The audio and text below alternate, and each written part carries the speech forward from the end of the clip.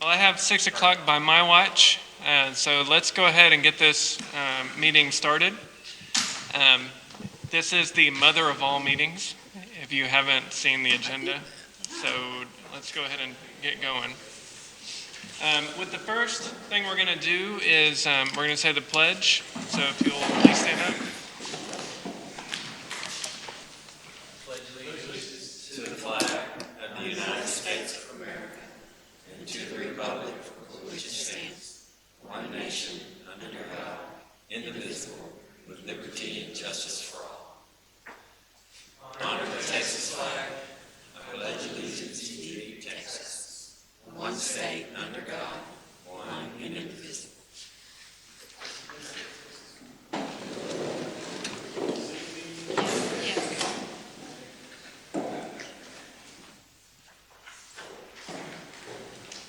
Do we have the Thompson and Horton guys here yet? I don't see them.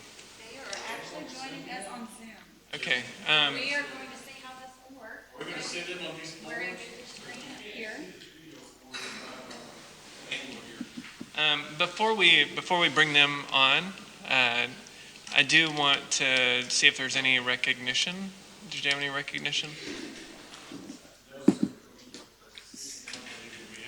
Okay. Well, I do have some recognition.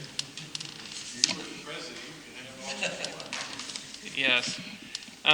For those of you that are here, I just wanted to say some special stuff about Dr. Reese here, because I think this is going to be your last meeting, isn't it? Unless you call it up. Yes, it may be his last meeting. But I just wanted to say a few things. I had Debbie help me pull together some accomplishments that Bo has done over the last 8.5 years. The only board member that actually was on the board, that is still on the board, is not here tonight. He was sick. But David Argel is the only board member that's still here that was on the original selection. My dad was also on the original selection. And when I first moved back to Montgomery, I went to Bo's, the party for him when he first got selected, and I brought my 17-year-old who was 5 at the time, I guess maybe like 9 at the time. Anyways, so when Bo came on board in MISD 8.5 years ago, I feel like we're kind of roasting you. It would have been much better if I would have done that, but. Better than a eulogy. I'll go next. When Bo came on, the district only had 6,822 students. And as of today, it's 9,048. So basically, 60% of what we are now. The district has attained an A rating in both high schools, and that's only done by 5 other schools in our whole area. When Bo was here, he created the MISD Education Foundation, and that was something that we had never done before here, and that's been a really good thing for our district. He created the Teacher of the Year, the Spirit of Montgomery, and Arthur Ford MVP Awards, along with a ceremonial recognition banquet for our educators, which that's been really awesome. A lot of you guys go to the one in April Sound. That's been a really awesome thing. MISD is currently an A-rated accountability school district, the only one in Montgomery County. He actually also helped us lead a 74% successful passage of the 2015 bond election, $256 million. Opened up a whole nother junior high school, and elementary school, and changed a whole bunch of other schools at the same time. And of course, we converted this elementary school that I went to school at, elementary school, to this education center. And I guess you went here too. Bo upgraded all of our district technology. So when I first got on the board, it was a big deal to do, we were thinking one-to-one, and we ended up not going in that direction, but basically all of the security and networking technology has been upgraded. Bo helped create Project Lead the Way. We didn't have that before Bo was here. And that's been a really awesome program. Even, I know that many of you have seen the airplane that the students built recently, which is really, really cool integration with our community. I think, to me, that's the biggest part of that. If you've seen the Watchdog program, that was also something that we've done new since Bo has been here. I have never been a watchdog, but my wife, Jennifer, she talks about the watchdogs all the time and how they fall asleep in her class because they don't realize how hard being a teacher is.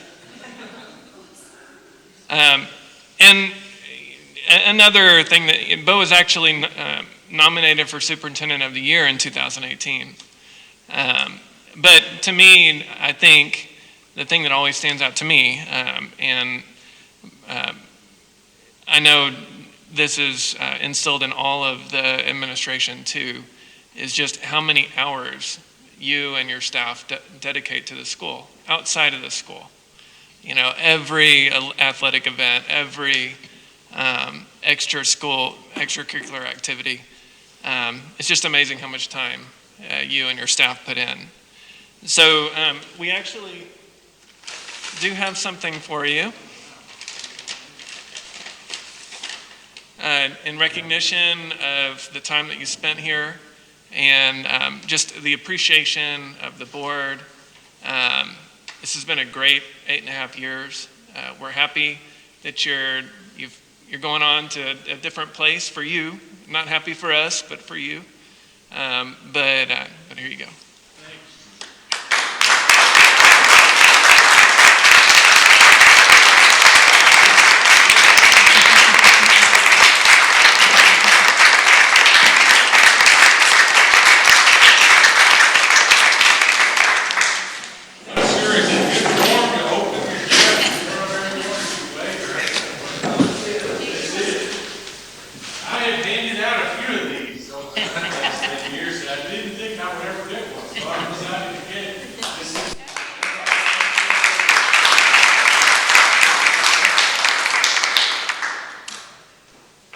You really needed a watch.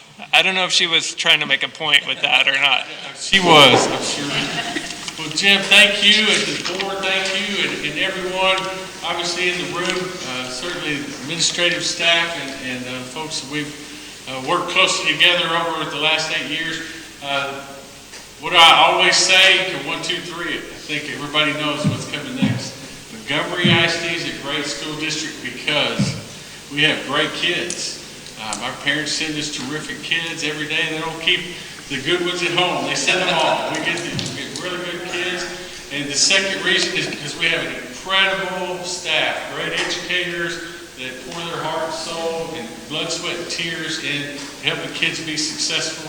And the third reason we have a great school district is because we have great community support. And the people in this area really value and appreciate what we're doing in Montgomery and public schools in particular, and people want their kids to go to these schools. And so it's a team effort. It's certainly not one person, and this thing will continue rolling and being really positive, and great leadership from the board and great support from the administrative staff. So thank you very much. It was my pleasure to serve in Montgomery.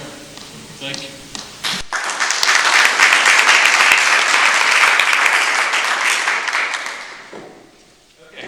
With that, let's go ahead and see if we can bring on the Thompson and Horton Fellows. Okay, so we should see you on the big screen now. So now let's just hope that the sound comes through. So we'll let y'all take it away, and then if we need to adjust the sound, we will. Mr. Thompson, Dr. Moses, can you hear us? And we can barely hear you. Can you hear us? Is that coming across up there? We probably need to adjust our volume a little bit. You might give us a second. We're gonna check our volume. All right, testing 1, 2, 3.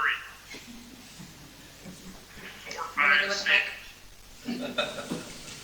7, 8, 9. There's always a plan B. Yes. Testing 1, 2, 3. Test 1, 2, 3. Testing 1, 2, 3. Can you turn up the volume on the actual screen then? Well, that's what she was trying to do. It should automatically just come through. It's not coming right. Yeah. This is one ready. That one's on, yeah. All right, can y'all do that test again? Testing 1, 2, 3. Mike. Test, test, test, test, test, test.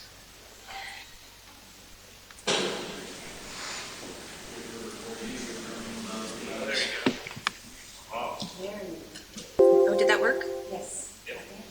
All right, try it again. David? Testing 1, 2, 3. Test, test, test, test, test. Okay, we can hear you. It's not super loud. You may have to yell at us a little bit, but we can hear you. And, Okay. all right. Well, we will keep our comments. We won't filibuster, given our technology issues here, but we do want to thank you for the opportunity to be with you this evening. I think Mike and I'll let Mike speak for himself. We want to start also by adding our word of congratulations to Dr. Reese and for the great work that he, the board, and the staff have done there in Montgomery ISD over the last 8.5 years. It is quite an accomplishment to have 2 high schools, have both high schools A-rated, have an A-rated district, and then obviously all of the other things that you're accomplishing. So great work together, and we know both Dr. Reese and Montgomery ISD have bright futures. Mike, anything you want to add? I just ditto that. I'm really pleased for all of you, pleased for your academic achievements. I am pleased for Dr. Reese. He is an outstanding individual, and I appreciate all of his service, and I thank you for acknowledging him. I did ask him if he would please get a slimming lens for me tonight. He did not do that. But other than that, really applaud him. Appreciate all of you. Appreciate also, since we haven't talked to you, since you were kind enough to select us as your firm, we want to thank all of you for entrusting us with this important responsibility. We take it seriously, and we're honored to work with the Montgomery ISD board on this very important superintendent search. So, Mr. President, this is kind of our first check-in report to you. We'll give you some information. We're also here to respond to any of your questions or anything that you need to hear from us. First of all, thank you so much for the individuals that each of you as board members nominated to participate in our focus group conversations today. It was the first time we've ever done those remotely. Usually we meet in person with small groups, but we had great participation. I think we all figured out how to Zoom pretty well. I told one of the groups that there was one question that we all got wrong 5 years ago, and that was if any of us were asked 5 years ago, where do you see yourself in 5 years? We probably wouldn't have said where we are today, but we're all managing, and the groups did very, very well. Mike and I ran separate groups, so we did a total of 6 different small group breakout meetings today. I don't know if you as board members have heard back from any of the individuals that you nominated about what they thought of the meetings. We would always welcome those comments if you heard anything back from anyone. And I'll stop for a minute and see if you've heard from anything from any of the individuals that you want to pass on or share. And then we'll give you a brief report on what we heard during the day. Has anyone heard anything from No, we have not heard anything from any of the participants yet. I will say that if it's possible, if we could have some written feedback, some of the takeaways that you guys have had, so that we can see what some of the comments were and things like that, in addition to the actual report out that you're giving now. Yeah, that's actually part of our plan. What we wanted to do tonight was just touch base, give you kind of an oral flavor of what we heard during the day. But what we will always do is all of the comments that we heard will be typed up, organized. You will get every single comment as accurately as we can pass it out to you in writing. And so that's actually part of the plan. In fact, I have my assistant already working on that. And one thing we do want to stress to the members of the board that we stress to all of the participants is we try to capture all of the comments as accurately as possible, but without attribution. So no names. We told all of the individuals, tell us what you want us to hear, and then through us what you want the board to hear. So I think we got some very good, rich conversations. And to just fast forward, you're going to get all of these comments in writing. The questions we asked the focus groups today will go up on your website tomorrow and will be up publicly for a week, so that others in the community who want to provide their comments and their thoughts can also do that electronically. And then all of that information in writing will be organized and presented to the board for you to use as you really think about priorities, and particularly as you then move into reviewing resumes, candidate information, and moving into the interview process. What we think you will see, we use this, and we think you will see it as members of the board. When you review all of the comments, we don't think you're going to see anything that is a complete surprise. My guess is that the board members are in touch with your communities, and what you're going to see is a lot of information that is consistent with your own experience and your own information. You're going to see a lot of comments that fall into the category of what Mike and I will call the one-offs, where one person made a particular observation, but it wasn't repeated either in that session or in other sessions during the course of the day. But what we really like about this process is when you review all of the information, you're going to find several things that just naturally emerge. It'll be a smaller group of things that were repeated multiple times in multiple sessions over the course of the day. And that's what we're particularly going to try to draw your attention to, is those things that were the recurring during the course of the day. We do want to thank Ann Busby and the rest of your staff who organized everything. They did a magnificent job. Everything worked seamlessly, and we so much appreciate her assistance and others and the support that we got. Also, remember that each of the groups were diverse. In other words, we didn't have all the teachers in one group or all of the parents in one group. Each group had a variety of points of view. There would be teachers, parents, business people, retired employees, retirees in the community. So everybody got to provide their comments, but they also got to hear each other's comments. Mike and I run these meetings as kind of guided conversations. So there's a series of questions.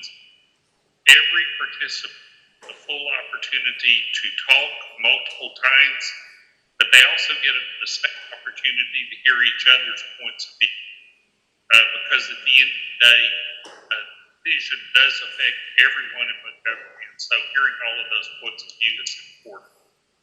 But you will get the information in writing. All we want to do tonight is just give you a little flavor of what we heard during the day.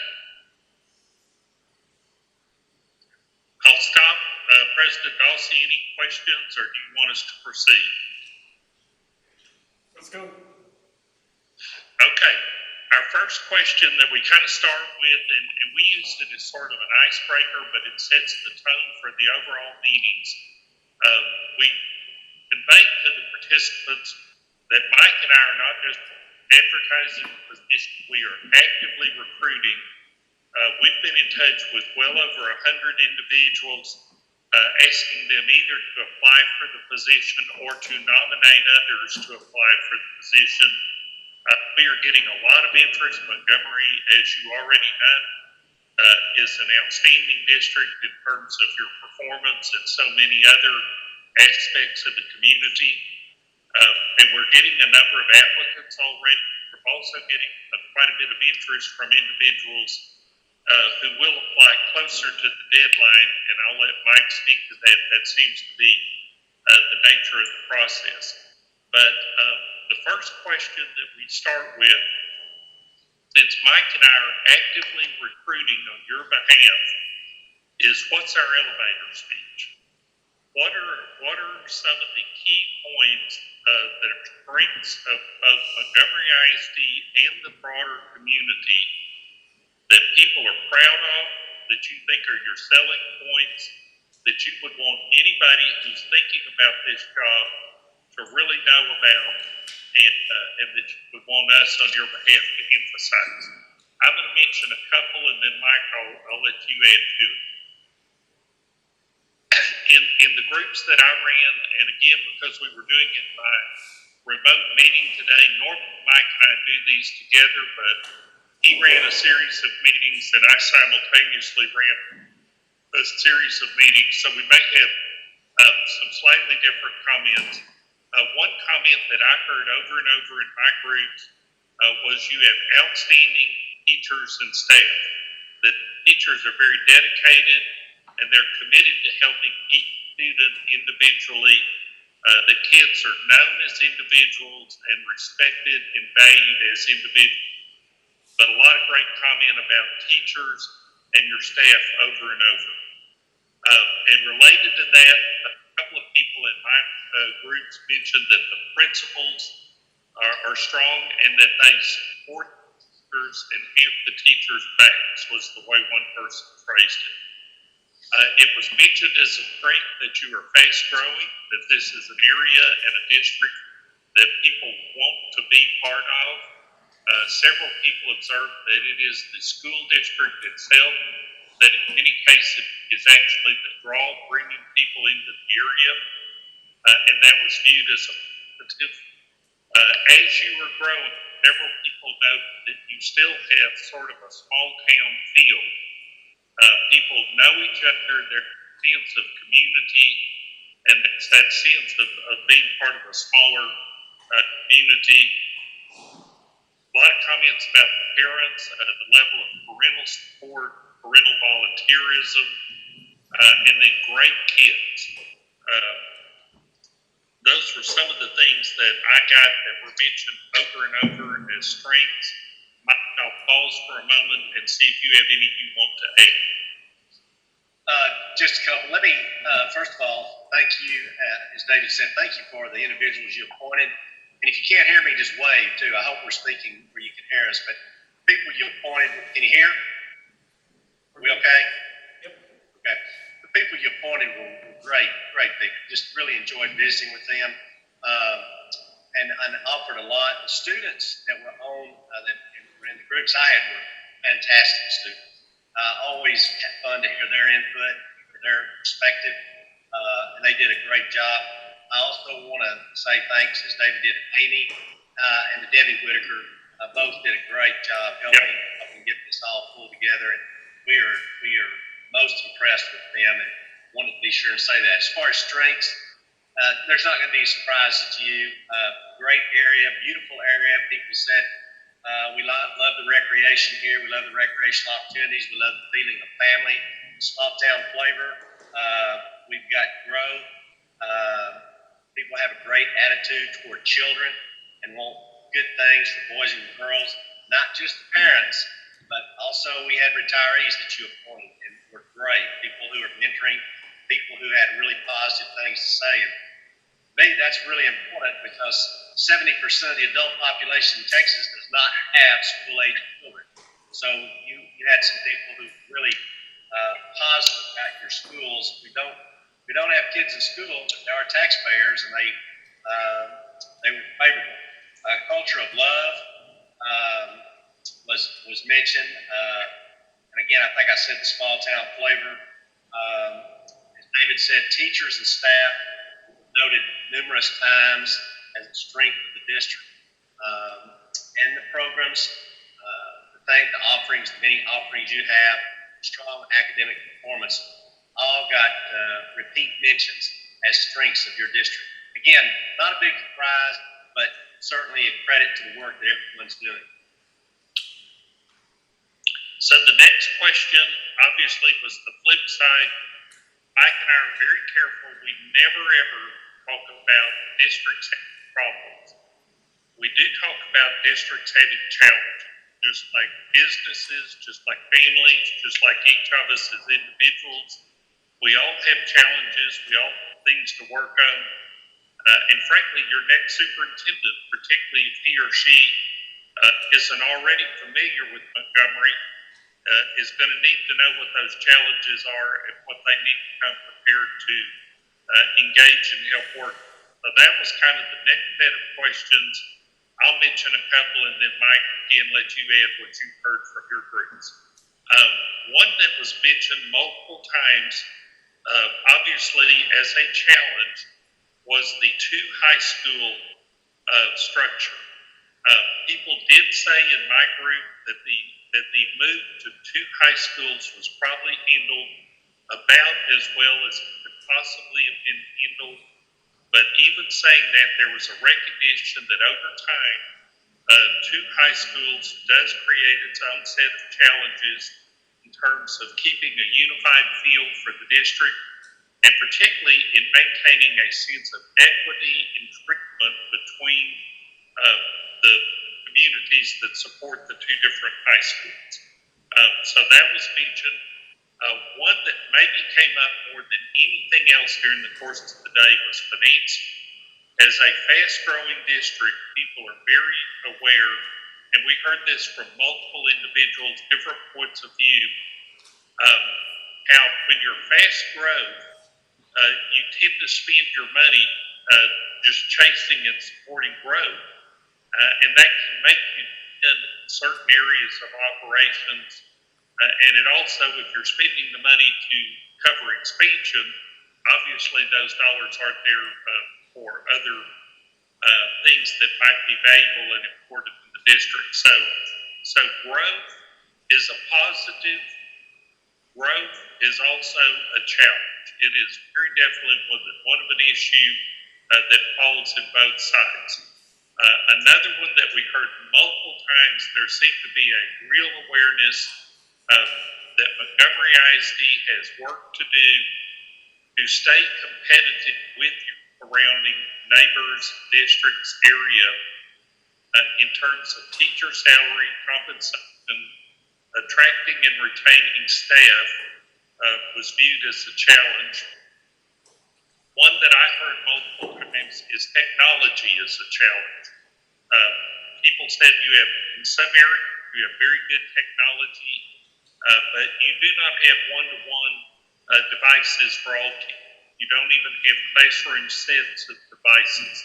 And the remote operation for the last couple of months has really brought to bear or to the forefront and shown a light out where there are limitations on technology, both for students and for your teachers. So that was flagged as a challenge to deal with going forward. And then in the short run, COVID, everybody knows how we deal with that, and that impacts the 2021 year is a tremendous challenge in the short run. Mike, you obviously know a lot about the teacher issue and some of these. Why don't you speak to some of the challenges you heard in your group? Well, I don't think there's any doubt that funding was the number one challenge. I would say there is a certain level of sophistication from your community, and you probably already know this, but about the fact that you're a Chapter 41 district.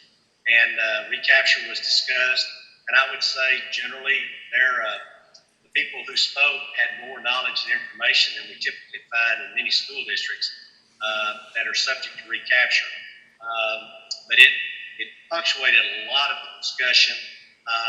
And then the concerns that David mentioned, certainly competition for teachers.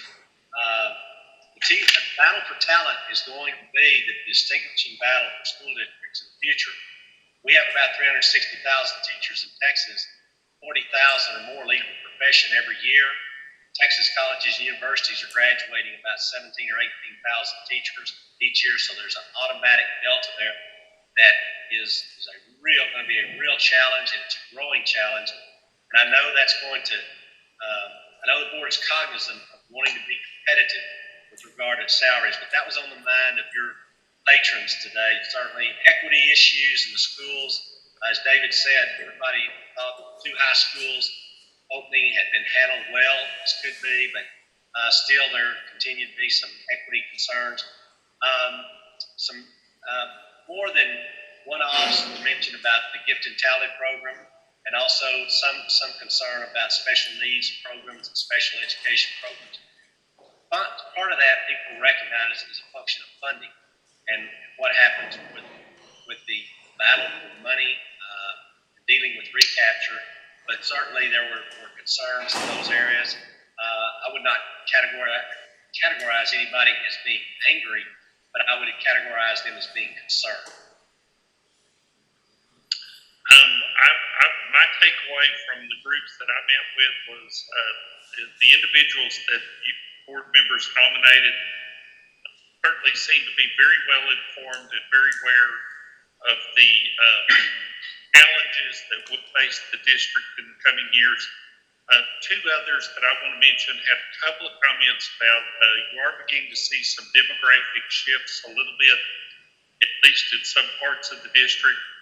And a couple of people noted that as you grow, it's going to be a challenge to hang on to the very kind of small town, hometown feel that you like in the first place. There's that phenomenon of being loved to death where the very fact that you have that quality as you grow, it attracts people and it becomes harder to hang on to it.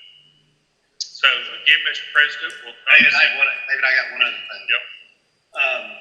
And I want to be very thoughtful about this. The community, the people that I spoke with, truly appreciate the Board of Trustees.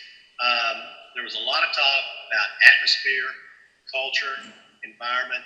The people want a very upbeat, positive culture, environment, and there was several mentions about need for unity, all the way from the classroom to the boardroom. And it was handled well and it was spoken well, but that does merit mentioning. We'll stop there, President. Any questions, any feedback, or then we'll move on to our next area.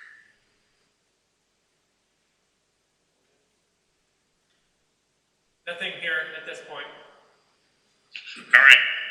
The next set of questions really moved into talking about the kind of person that the board ought to really kind of look for, focus on as you review all of the candidates and as you go through the process. And we divide this into a couple of questions. One series of questions, we focused on what are the professional background and experiences that your community thinks are important.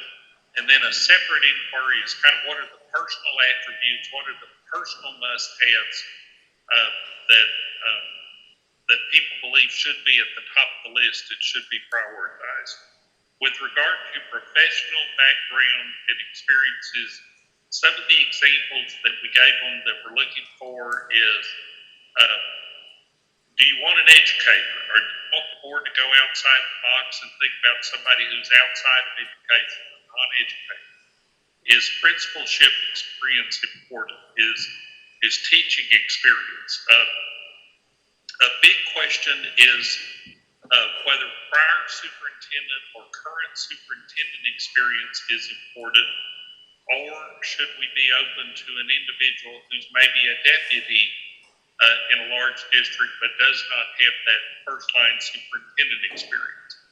We talked about doctorate versus not having the doctorate, talked about Texan versus non-Texan, and not because there's anything magic about being from Texas, but we do have a unique accountability system. We do have a fairly unique funding system. So people in state are going to have some familiarity that might not always be there out of state. I did not hear in my groups a single person say hire a non-educator. We need to just, we need to flip 180 degrees and just get somebody who's just a business person and doesn't have a background in education. In the groups that I had, every single person wants an educator. Your teachers want to be led by educators or somebody who understands the classroom experience. The parents want somebody who knows how schools run and operate. And so that was consistent in my group. Having said that, there was a recognition that because so many of your challenges focus around funding, finances, handling expansion, rezoning, all of those, that a person who is business minded or someone whose background in the school business, they have a familiarity with the business issues, that would be viewed as a positive with someone who is again familiar and serves in an expertise or brings that educational expertise. I would say I heard more people say in my groups that superintendent experience is important. A few people would be open to the right person who is not currently a superintendent, but maybe has been a deputy in a large district. But if I had to weigh the comments, I got more comments that superintendent experience would be valued. And I did not hear a single person in my group say that a doctorate was an absolute must-have, that it was a disqualifier for people who did not have it.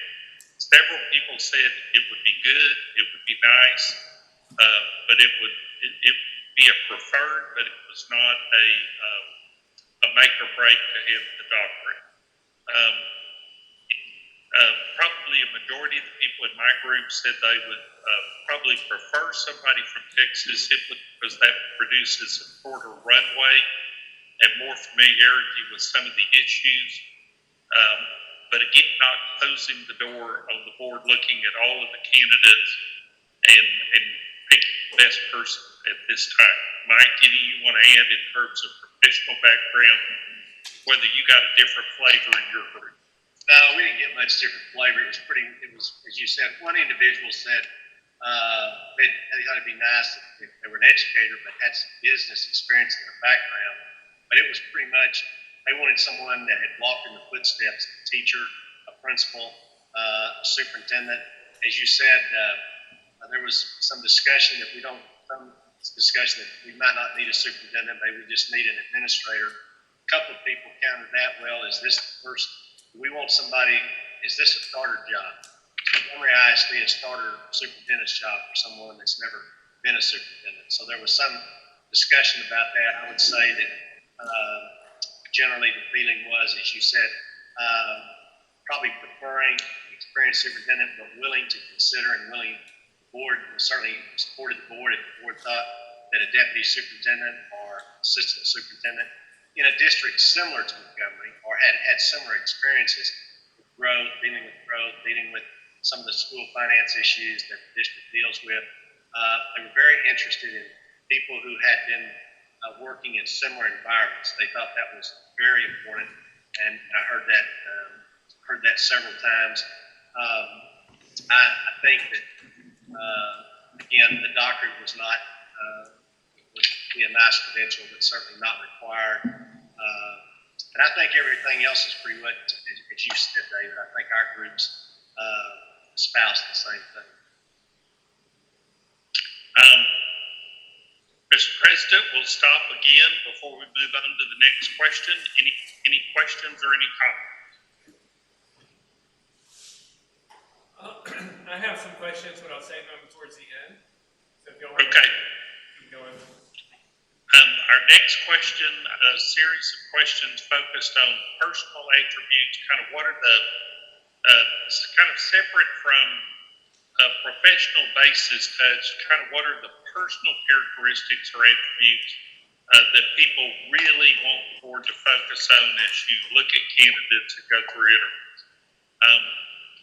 What I heard over and over in my groups is that they want someone whose leadership style is to be out on campuses and in the community. Someone who's highly accessible, highly visible, someone who communicates well, who listens well, is approachable, is not standoffish, someone who is trustworthy, someone who kind of works with community, with parents, teachers, stakeholders, is a collaborative leader to kind of try to build consensus and bring people along. But that highly visible, someone who leads from the front, I'll say it that way, by being out on campuses, being out in the community, building relationships and using that to build consensus and move the district forward in a collaborative way was, I would say, the description person that I heard over and over in my groups. And one teacher, by the way, particularly commented on Dr. Reese and how much it meant to her that he was on campuses regularly, that he was in her classroom, interacted with students, and that kind of leadership style sends a message and makes a difference. So, Mike, what did you hear? Very similar. I heard a couple. They want a courageous leader, someone that will speak truth to the board, truth to the legislature, truth to elected officials, diplomatically, graciously, but someone that has the courage of their convictions. That was very important to them. Humility, and we talked a little bit about that. David said the visibility, approachability, accessibility came up repeatedly. They really thought that was really important. But the integrity piece, and I would just call the courageous leadership piece, they thought was very, very important. Mr. Chairman, after we, at the close of every session, as we were wrapping up, we again thanked all of the participants. We very much appreciated their involvement. We made a point to make sure they all had our contact information or knew where to find us, so that if they had thoughts or comments that they didn't get to share today, they could send those to us, and we would definitely include them in the report we prepare for the board. We encourage them to let their friends, neighbors, colleagues know about the survey that will be on the district website to allow others to participate and give input. And so we'll stop there. If anybody's got any questions, that's a flavor of what we spend our day doing. I will tell you, Mike and I, in the search process, the meetings that we had with individuals in districts, to hear a diverse group of individuals talk about their hopes, dreams, expectations for their school district and for the leadership of their school district is always one of the most enjoyable parts of it for us.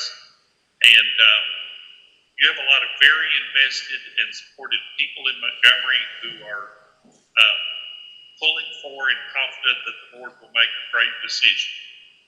We'll stop there and see if you've got any questions or anything you want to pass on to us. Go ahead, Trey. David, I just got a quick question about the participation. What kind of participation do we have versus how many we emailed out? What was our total number of people? In my groups during the day, and again, I had 3 In my first group, out of 12 individuals, only one person was not able to make it. In my second group, out of 10 individuals, I only had one person who could not make it. And in my third group, out of 12 individuals, I only had one person who did not make it. I had 9 out of 12, 9 out of 12, and 10 out of 11. I would call that very good participation. Yeah, and just to put it in perspective, when we do these meetings face to face in districts, that is about as high a level of participation as we ever get. People do have things come up, other obligations. So we would pass on to you just based on our experience. That was a very high, very positive level of participation. You're going to get additional input from the survey that's going on your district website tomorrow, and that will be up for about a week. And Amy will take that down, and also you'll get some feedback. I suspect it'll be written feedback from whoever chooses. And we did tell the groups that they could tell people who didn't get to participate today that was on your website. They should feel free to contribute if they would like to. I think you'll have I think you'll be able to say that you solicited community input enthusiastically. I have a couple other questions to ask. You gave us a lot of feedback on your different questions. If you could, I'd like to hear this from each of you. If you could boil it down to your top 3 takeaways out of the meetings that you had. I'm going to give you 3, kind of one in each bucket. I think the first one I will say is you've got a lot of strengths to build on. Over and over, people said there is a great foundation in place, not only within the school district, but in the community, and that this isn't a place that's in trouble or on fire or struggling.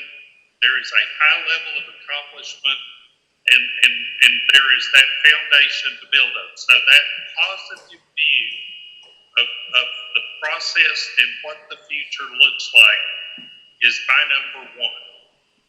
My number one challenge is we're thin on money. That's going to start to affect us.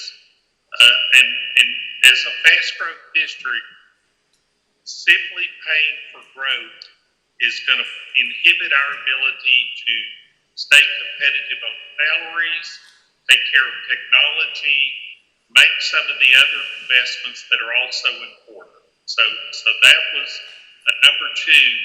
And then a number 3 with regard to the individual, I heard consistently, we want a person who is not a manager from the office, so to speak, but someone who leads from the front, is highly visible in campuses, in the community, is accessible and approachable. This person will be the face of the district in many respects, and that leading from the front and not being an arrogant person, but just being a very approachable individual from a personal style or leadership style that was highly valued. Those are my 3. Right? In the interest of time, I'm going to make these quick. Teacher pay and retention. I would say a big realization that your talent is, you put in front of the children, makes such a huge difference in what you're trying to accomplish. So teacher pay, teacher retention. David said and I said it earlier, budget, financing. As David said, money is going to be tight. And I would say that next spring will be a very difficult legislative session. And I don't think you're going to you're going to see a lot of help. I think what you're going to have to hope for is a lot of flexibility, that you get more flexibility from the legislature. And as far as personal characteristics, I think I heard repeatedly about the accessibility, approachability, visibility, but I'd say communicator, someone that can really be and talk with parents, talk with taxpayers, talk with administrators, teachers, and has the, for lack of a better word, I'll call it personal charisma, to inspire people. And that I think came out. And it's always something that we're searching for in our leaders. The only other question that I had was, since you guys did this a lot with quite a few different districts, I was wondering if you had any takeaways that when you're doing these interviews and talking with the folks that we selected as part of our focus groups, did anything stick out to you as making Montgomery unique, or anything that might be different from our district compared to other districts that you also conduct these interviews with? Mike, you want to go first? Well, you know, I think you are a district that in which there are a lot of really successful, accomplished taxpayers, people who have had success that chose your school district for their children, and they really want that word I said earlier, atmosphere. There's really, and I don't know if that's different from a lot of districts David and I talked to. We talked to a lot of different districts that are in a lot of different states. You are a district that has so much ability, so much potential. Your students are so capable, and people said that repeatedly about bragging about children, kids. But I think the thing that I would kind of challenge you to think about is, as you rally around and you get a new superintendent, how do you rally around that person and make sure there is a feeling of unification, a feeling of a good environment, atmosphere for everybody, especially the students, but also for your teachers and for the parents who support your work. The thing I would say that's a little different, you don't hear it in every community. Think about it this way: there are 1,021 traditional school districts in the state of Texas, not counting charters, counting districts that are military bases. We have a few of those. Out of those 1,021, 90 to 100 of those districts would be classified as fast growth. A majority of the kids that are moving into Texas schools are concentrated in 10% or less of the district. You're one of those. And not every district that we work with is fast growth. We've worked with a number of fast growth districts, but that's definitely not every district circumstance. We heard a lot of recognition today that growth is a positive. People would much rather be growing than losing population. But growth brings challenges, and it's simply funding and keeping up with growth is constraining from a budget standpoint your ability to do other things that are also valuable, like teacher salaries, like technology. You can't spend the same dollar twice. And so that's not unique, but it is a view that I was pleased that there was a high level of recognition among the people we talked to today. But that's one of your big challenges. Anybody else have any other questions? I think it was very good, guys. We really appreciate the thoroughness. I'm really happy that we had such high participation. That's really incredible, better than I even would have expected. So I really appreciate that. And did you guys have anything else that you needed from us before we let you go? I know you have a meeting coming up. I'll just make this in about 1 or 2 minutes. Everything is on progress, on schedule. As David said, we have about 125 letters of invitation, nomination out. We have talked to a number of strong superintendents, strong deputy superintendents, assistant superintendents. There is good interest. I think a very nice field is forming up. We will not get the bulk of the applications till the last week or so. Reason being, many of these people have outstanding jobs. They do not like to have their interest hanging out there very long. Confidentiality to them is extremely important, which we have certainly offered to them and tell them that's the way David and I work. But I do think we will have a very nice pool. A couple of your parents, a couple of the participants today thought that everybody ought to get to meet candidates and interview them too. I explained that, and we went through the calendar of the search and kind of how the board was working, but I explained that good people would not apply for jobs. If they had a great job, they wouldn't be looking at this job if they were going to be exposed, if they were going to be compromised. The board had to take that into account, so confidentiality was important. I did remind them that once you name a lone finalist for the position, state law requires that name be out for 21 days.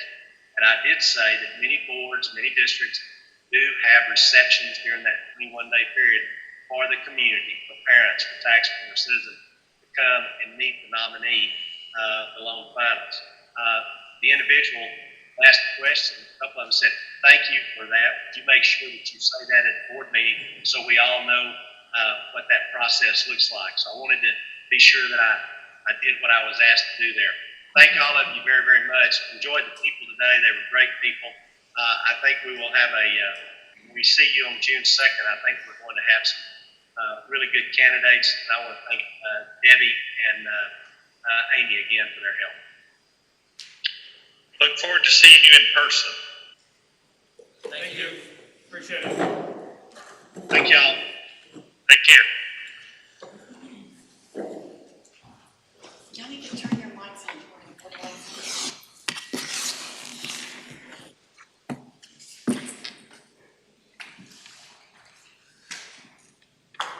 Okay. With that, we're going to go ahead and, Debbie, you said that there weren't any public comments tonight? Okay. So we're going to go ahead and go into the consent agenda. Has everyone had a chance to look at those? Do I have any motions from the board? Motion to approve minutes as presented. All in favor? Aye. Any opposed? Okay. Who did the second on that? Thank you. The approval of minutes is passed. Let's go ahead and go on to the action items. And the first action item is considering the approval of the shared service agreement with Conroe Regional Day School Program for the Deaf. Okay, Wendy Graves is going to cover that. Yes, each year Montgomery ISD contracts with Conroe ISD for day school for the deaf to provide itinerary and direct services. We're just recommending that we actually enter into that memorandum of understanding with them again. And this is for our students with an auditorium. The cost of the services range, this year we paid out right around $30,000. It's hard to pinpoint how much we pay for each child because it depends on if they're getting a direct service or what type of service is provided.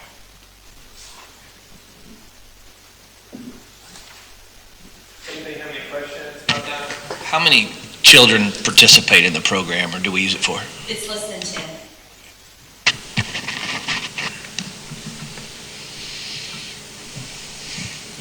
Any other questions? Can we make a motion? Yes, please. I'll move that we approve the 2021 Shared Services Arrangement Agreement with the Conroe ISD Regional Day School Program for the Deaf as presented. Second. All in favor? Aye. Any opposed? Motion passes. Let's go ahead and go on to the next agenda item, which is approval of the scope of renovation work to larger construction area at Montgomery High School. Yes, thank you, Dr. Reese. First, I'd like to make a comment about the bond update that's in the back of your book. If you'll notice, we have a little over $2.8 million still in the in the bond fund. One of the line items that includes that money is land purchase, and that line item had a little less than $1 million left in it. And the remaining $1.8 million is from savings from projects that we have completed or interest money that we have earned. And as y'all know, we've already spent some of the interest money and some of the savings to add additional projects to our district. I know that the board has communicated a desire to save as much of that money as possible for land purchases, and that's our goal.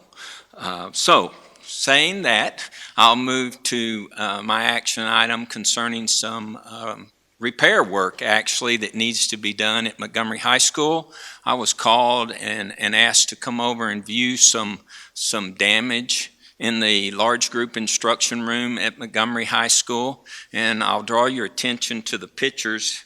The first one starts on page 23 in your board book. That is the south wall in the large group instruction room, and when I got over there, the sheetrock was coming off the wall. So I had our maintenance department just take it off so we could see what was going on under there. As you can see, those studs are crumpling, and that is caused by heaving of the slab. The picture on page 23 is the chase on the inside of that wall, and as you can see, the big crack in the slab. The next page, page 25, are the double doors leading into the LGI, which is on the east wall. And as you can see, that those doors won't close unless you force them closed at this point.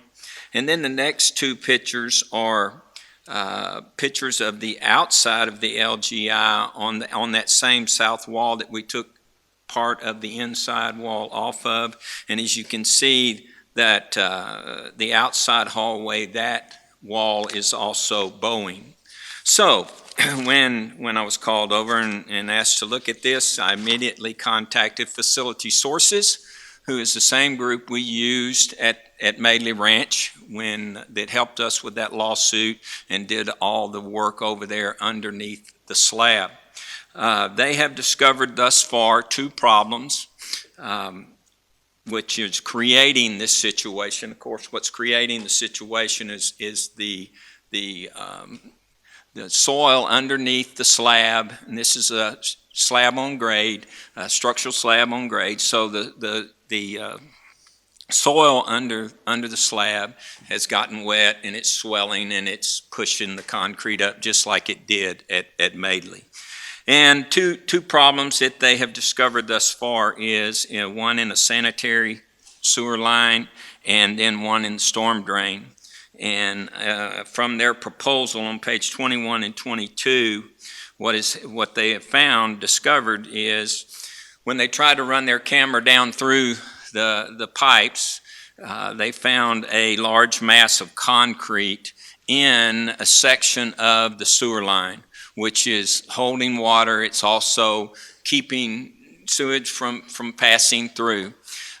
It is located underneath the gang restrooms, the boys and girls gang restrooms, which is just to the west of the LGI. They are proposing to cut a 4x4 hole in the slab, not in the restrooms. We're going to protect the restroom finishes as much as possible and tunnel over to where the damage is at, which is about 6 feet from where they will cut the hole. And they will repair that work and then be able to continue their investigation with their camera to see if we have other areas in the sewer line that we need to address. That work is going to cost us $12,916 for that sewer sanitary line. Then they went to the storm drains, and they tried to put their camera in from outside of the building and run it from outside in underneath the building. And when they got to about the start of the building, their camera went underwater. And basically, it stayed underwater for 60 feet.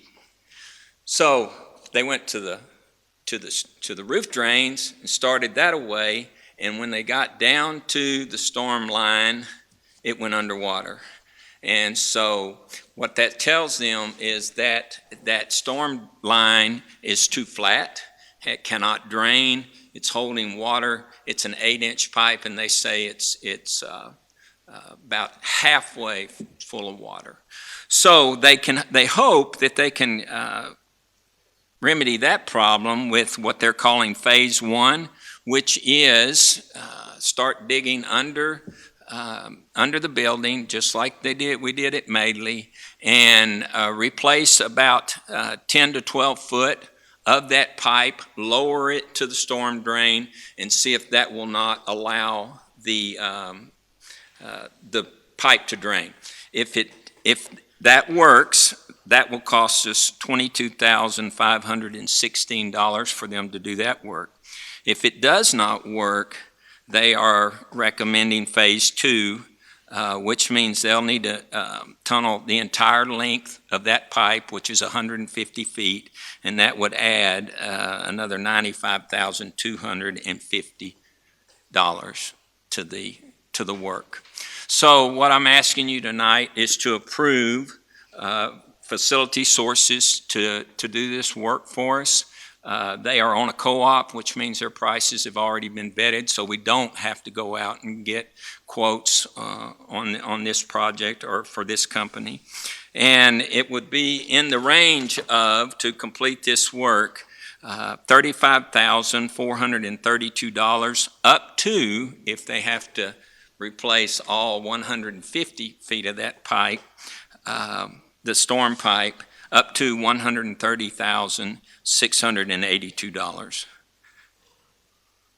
So I'm making a recommendation that you approve for us to award this work to Facility Sources to be paid for out of some of the remaining bond funds. Any questions from the board? Yeah. Bobby, I have a question about, with it being concentrated there at the restaurant, so we're looking at the sanitary sewer and then the storm sewer. Are they confident that those are the two areas that are causing the heaving, or would there be any other areas? Well, they say in their proposal they hope doing these things will solve the problem, but because they could not continue their investigation because of the water in the pipe and the concrete in the pipe, they're going to have to finish, once they get this fixed, they're going to have to finish that investigation, and they are hopeful that they don't find anything else. Other areas in the other parts of the slab, I mean, it's concentrated. It's concentrated there. Now, when we did the renovation in the library, there was some damage to the storm, where storm pipes had broken.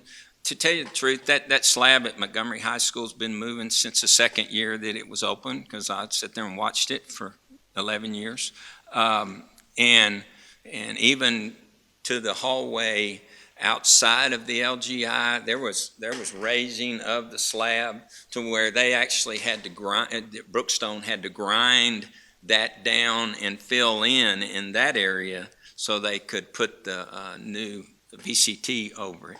So we're hopeful that that's it, Trey, but we won't know till we test it.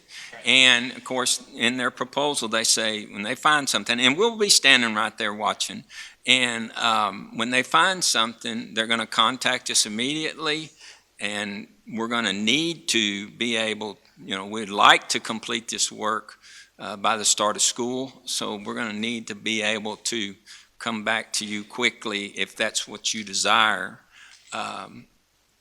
if we need to add some money to this. We do have some additional money in the bond, and again, I understand what your preference is for that money, and that's what my goal is. So if we approve this, you'd get an NTP immediately for them? Oh, yes, sir. Yes, sir. We can start immediately. whenever we had this issue at Madeley, we ended up in a lawsuit. Uh-huh.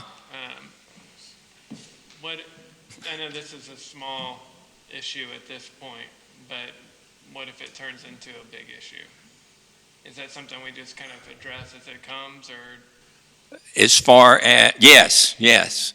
But as far as lawsuit, it's way too far past. This is a 22-year-old problem, to tell you the truth, Jim. So we're not looking to file a lawsuit. We're looking to remedy the problem and repair that LGI so they can use it. Any other questions from the board? Do you have a motion? I do have one. Okay, go ahead. Bobby, what you said right there at the end kind of had a question. So if we do the storm sewer stuff, is the things like you showed us, the studs, the drywall, is that also included in here? Are they gonna be included? No, that's not. So we'll have to do that. We can do that work ourselves. Maybe our maintenance department may do it, but of course facility sources can do it also. Mm-hmm. Do I have a motion from the board?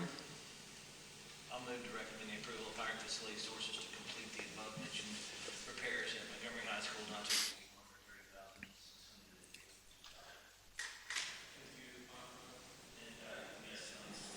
$130,000. Do I have a second? All in favor? Aye. Any opposed? Motion passes. Now we're going to go on to the approval of additional student desks and chairs to accommodate growth at Lake Creek High School. Yes, sir. This is a joint recommendation from Lake Creek High School administration and myself.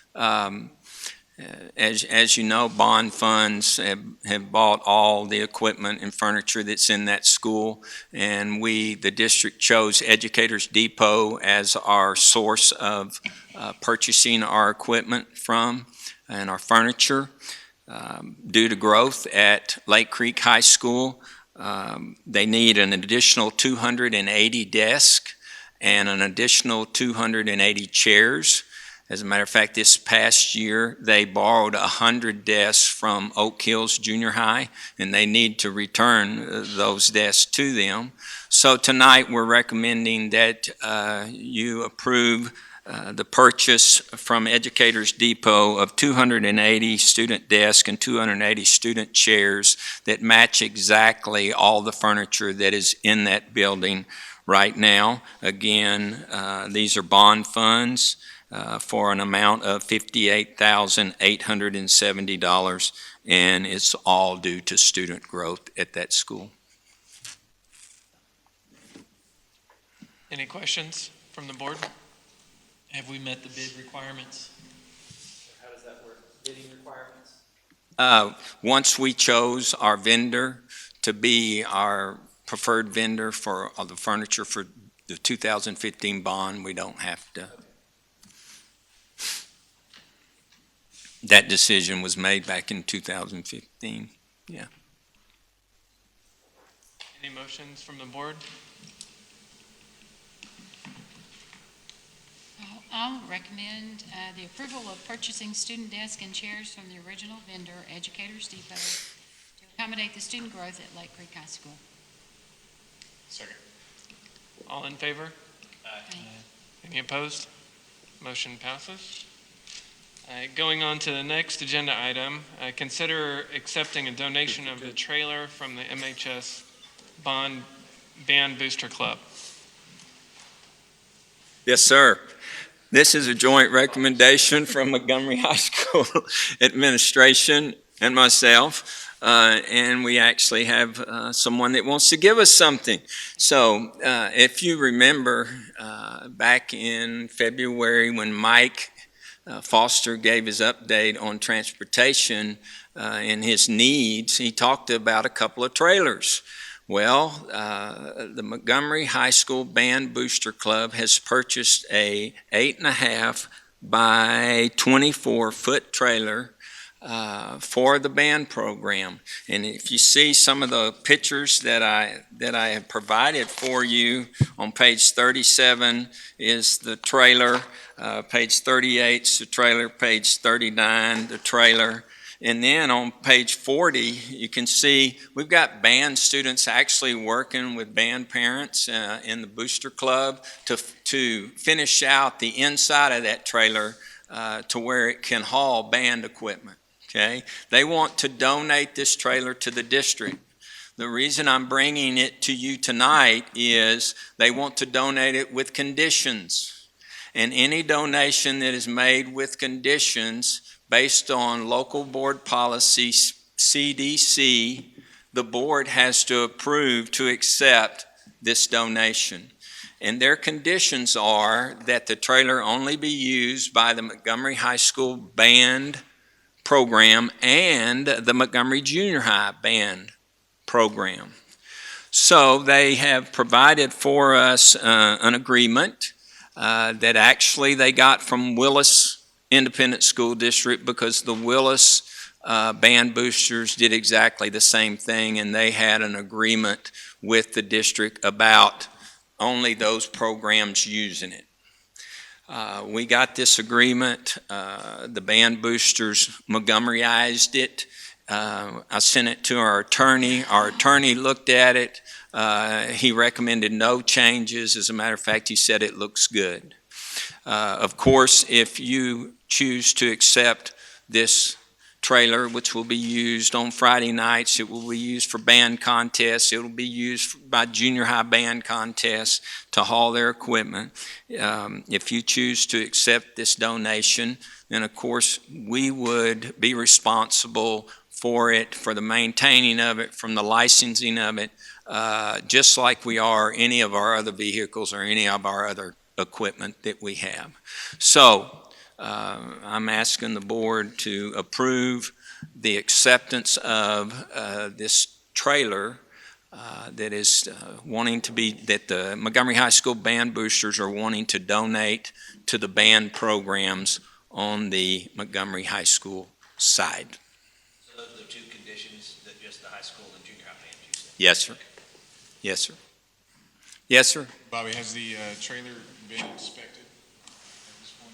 Or would there be any plans to get it inspected prior to accepting that donation? We can get it inspected. It's brand new, but we can get it, we'll get it I inspected. think from a liability standpoint, accepting something and then having, wheel fall off or something is problematic. Yes, sir.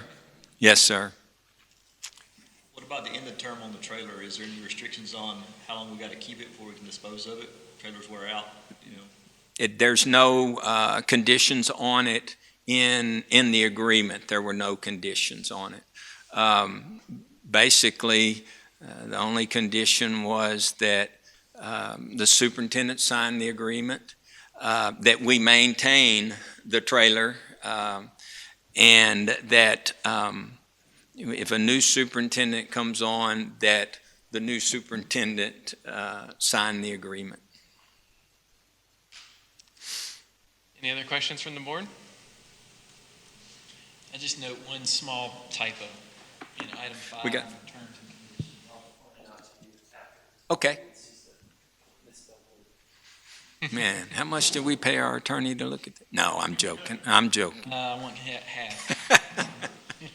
Hey, Bobby, one more Yeah. question. Is there anything in the agreement, I'll admit I didn't go through it line by line, but in extraordinary circumstances, is there anything that provides for the use of that for something other than hauling band equipment? Well, yes, might be a little rental fee on it maybe, but I think people will be reasonable. But if we just start letting maintenance use it to move stuff all over the district, or we allow our theater department to use it to haul one-act play somewhere without the consent of the band boosters, then that's going to be an issue. I think that's under that item 5 there, terms and conditions. Any other questions? Do I have a motion?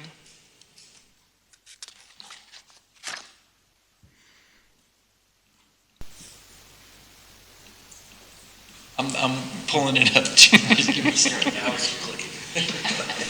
My computer's weird slow. I move to recommend the donation. Thank you, Adam. I found it. I move to recommend the donation of a trailer from the Montgomery High School Band Booster Club. All in favor? Aye. Any opposed? Okay, passes. Thank you. I thought that was going to fail for lack of motion there for a minute. Yeah. Tonight I come to you for approval for the adoption of our grades 9 through 12 ELA textbooks, as well as the ELA elective textbooks. This has been a year-long process.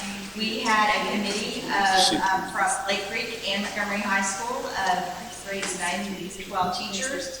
They have spent the year reviewing textbook adoption, different options that we have. They have reviewed the samples as a group, and then back on the campus, they reviewed the samples with their teams. They've attended textbook fairs, different presentations. We narrowed it down to 3. We invited those publishers to come in and present to our teachers one-on-one so that we could ask questions and learn all the options available for us with the purchase. And then we made a decision. We didn't necessarily make a decision on the same publisher all the way through, but at the high school level, the content's so specific that they all had very good reasons for the publisher that they did choose. The total cost of this adoption is $549,000, and it comes out of instructional materials allotment. That is not local money.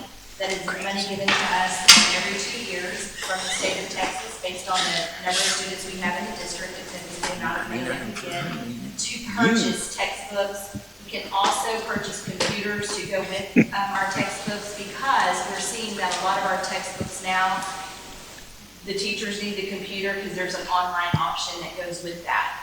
And actually, that online option has been very helpful during this remote learning time. So the teacher, one thing that we have to verify before we spend that IMA money is that it covers the adoption of 100% of the TEKS required by the state of Texas, and these proposed adoptions do.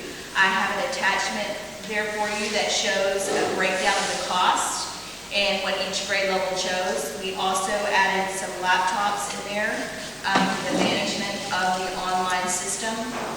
And then, of course, you'll see the ELA electives for journalism and debate that's also in there. So that is our grand total, $549,231. And so we asked for approval to use IMA money to purchase this adoption. So, Wendy, if we don't use this allotment, if we don't take it right now, do we lose it? I'm sorry, I couldn't hear you. If we don't adopt this right now, do we lose this allotment? We don't ever really lose it. It's just there's limited things that we can purchase with this money. And the whole intent from the state, you've been being a teacher, you remember we would do an adoption. They would send us the adoption plus 10%, and money never changed hands locally. The state handled all of that. Well, now, instead of the state handling that, they send that money to the district to handle it locally. We can't use this money for anything else but instructional materials, which are textbook adoptions. And then that proclamation 2020, that tells us what the state, that 2020 tells us these are the content areas that you will adopt for this year.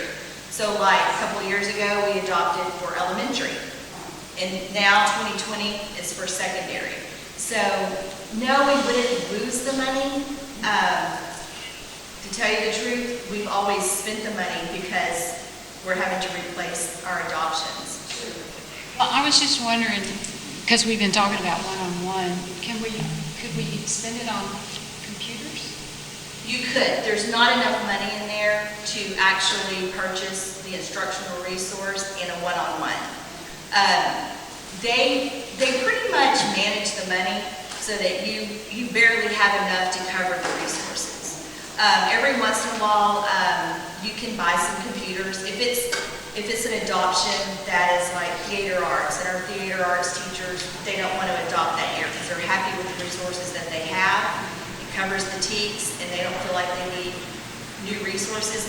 Then we could save that money and use it for computers. But we really do not get a lot of money to do that sort of thing. Is this considered, I think Frisco uses their textbook as their curriculum. Is this our curriculum? So we have a curriculum document, and of course our textbooks are supplements to our curriculum. But especially at the secondary level, they follow their textbooks very closely. So yes, it's integrated into our curriculum. So at some point, we need a curriculum director, right? It would probably be good. I mean, we are a school, right? We do pretty well. I mean, we're an A district, so I can't really say that we're not doing well, but I think that we could do so much better with the curriculum director, especially, Dwayne and I were principals forever. And a curriculum director really needs to specialize in curriculum, not necessarily administration and management. We're able to manage programs really well, work with our coaches and our principals to design our program, but a director would be great. And I would say that it's 13 years as a principal.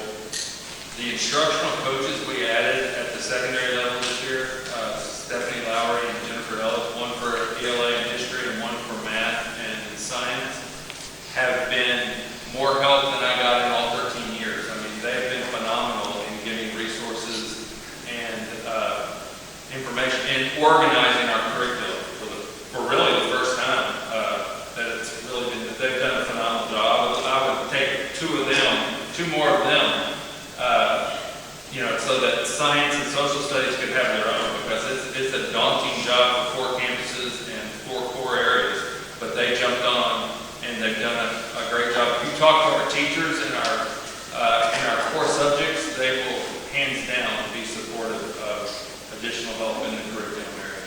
Yeah. I think they're all asking for a curriculum director. I don't know if it's a curriculum director or if it's help in the curriculum area. I think the instructional coaches are encouraging them to put their materials together and put it on the Drive or somewhere. Well, I can actually, if you would like, I can send you our MAC document, our Montgomery ISD curriculum. It is finished for K through 5, and we just now got those secondary coaches, and so we're working. But we have a really good start. Do you have coaches at the high school or just at the junior high? We've got Ellis and Lowry are working at both the high school and the junior high. That's what I'm saying. It's a daunting task because they've got 4 campuses and 4 core areas. They're focusing primarily on math and language arts, but when they got into it, they said it would be just as easy to start the process with science and social studies as well. So they did. Their goal the first year was to get math and ELA lined up. I've been told that a lot of teachers have been paying teachers pay teachers. And they're encouraged to put this up on the website or something to share with other teachers. So actually, we don't encourage teacher pay teacher. Because that's a copyright violation. Yeah, there's a cost. Yes, That's what I was going to say. We do not encourage that. Somebody's encouraging it. We encourage them. Our coaches cringe every time they say teacher pay teacher. Not because,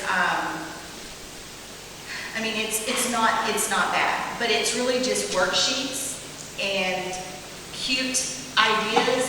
It's really not instructional. And it's not research based. And so in our MAC document, we provide for them the curriculum, and then we actually provide supplements. So we have more than just our textbooks. We have supplemental curriculums that help with things like word study or comprehension. What I've been told is that we don't have a completed curriculum. The MAC curriculum y'all been working on for a while. K through 5 is complete, and it has been for a couple of years. No. No. We don't have a curriculum. Or do you But we think- have a good start. What? We have a scope and we have a curriculum that they're to follow, but it does closely follow the textbooks, and it is teacher-driven. Is it vertically aligned and horizontal? It is. But I don't think they think it is. I'm not saying it can't be improved at all. Yeah, I mean, yeah. of course. And I'm not saying we don't need a curriculum. I am not a curriculum director. I'll tell you that straight up.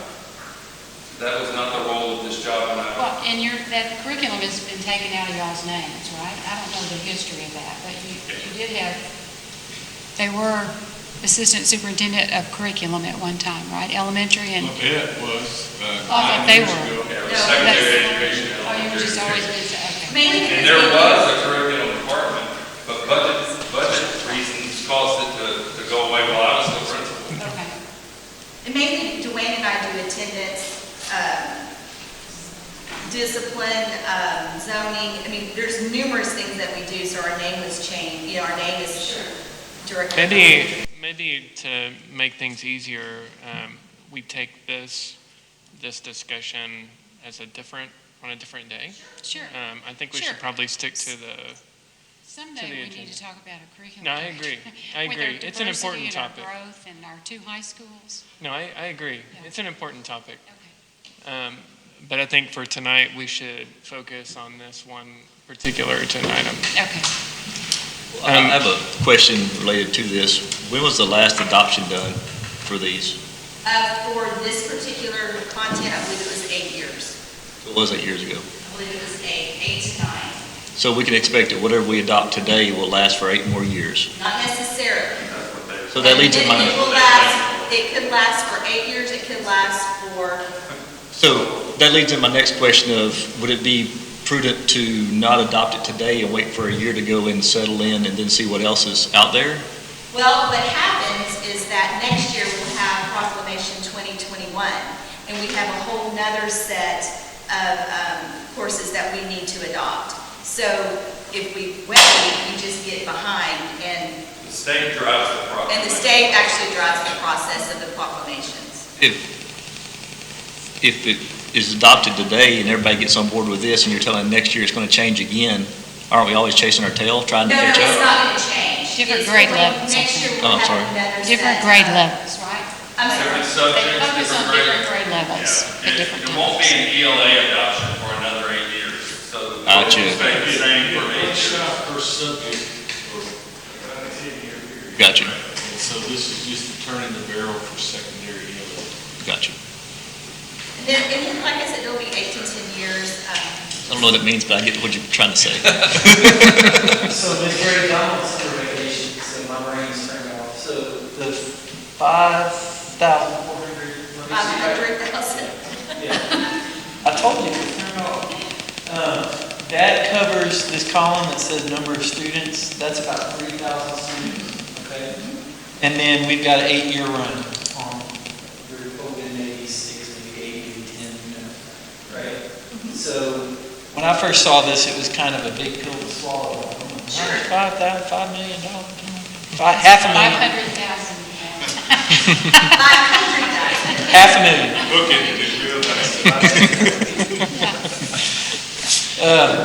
But I think as I hear your explanation, I feel a little more comfortable with it because of the number of students and the number of time. And so the only other weird question I have is I hear from parents from time to time that they don't like the content of some of their school, their textbooks, there's political content, there's, things they don't want their kids reading, yada, yada, yada. I'm not going to get into business and tell them to teach people what to pick, but have they at least had some sort of conversation around that? Yes, and there are definitely stories within the textbook that they might not teach in their classroom. So yes, they have talked about that. Textbooks have really become very politically correct. There wasn't a lot of, especially with ELA, there wasn't a lot of question in anything that was in there. So.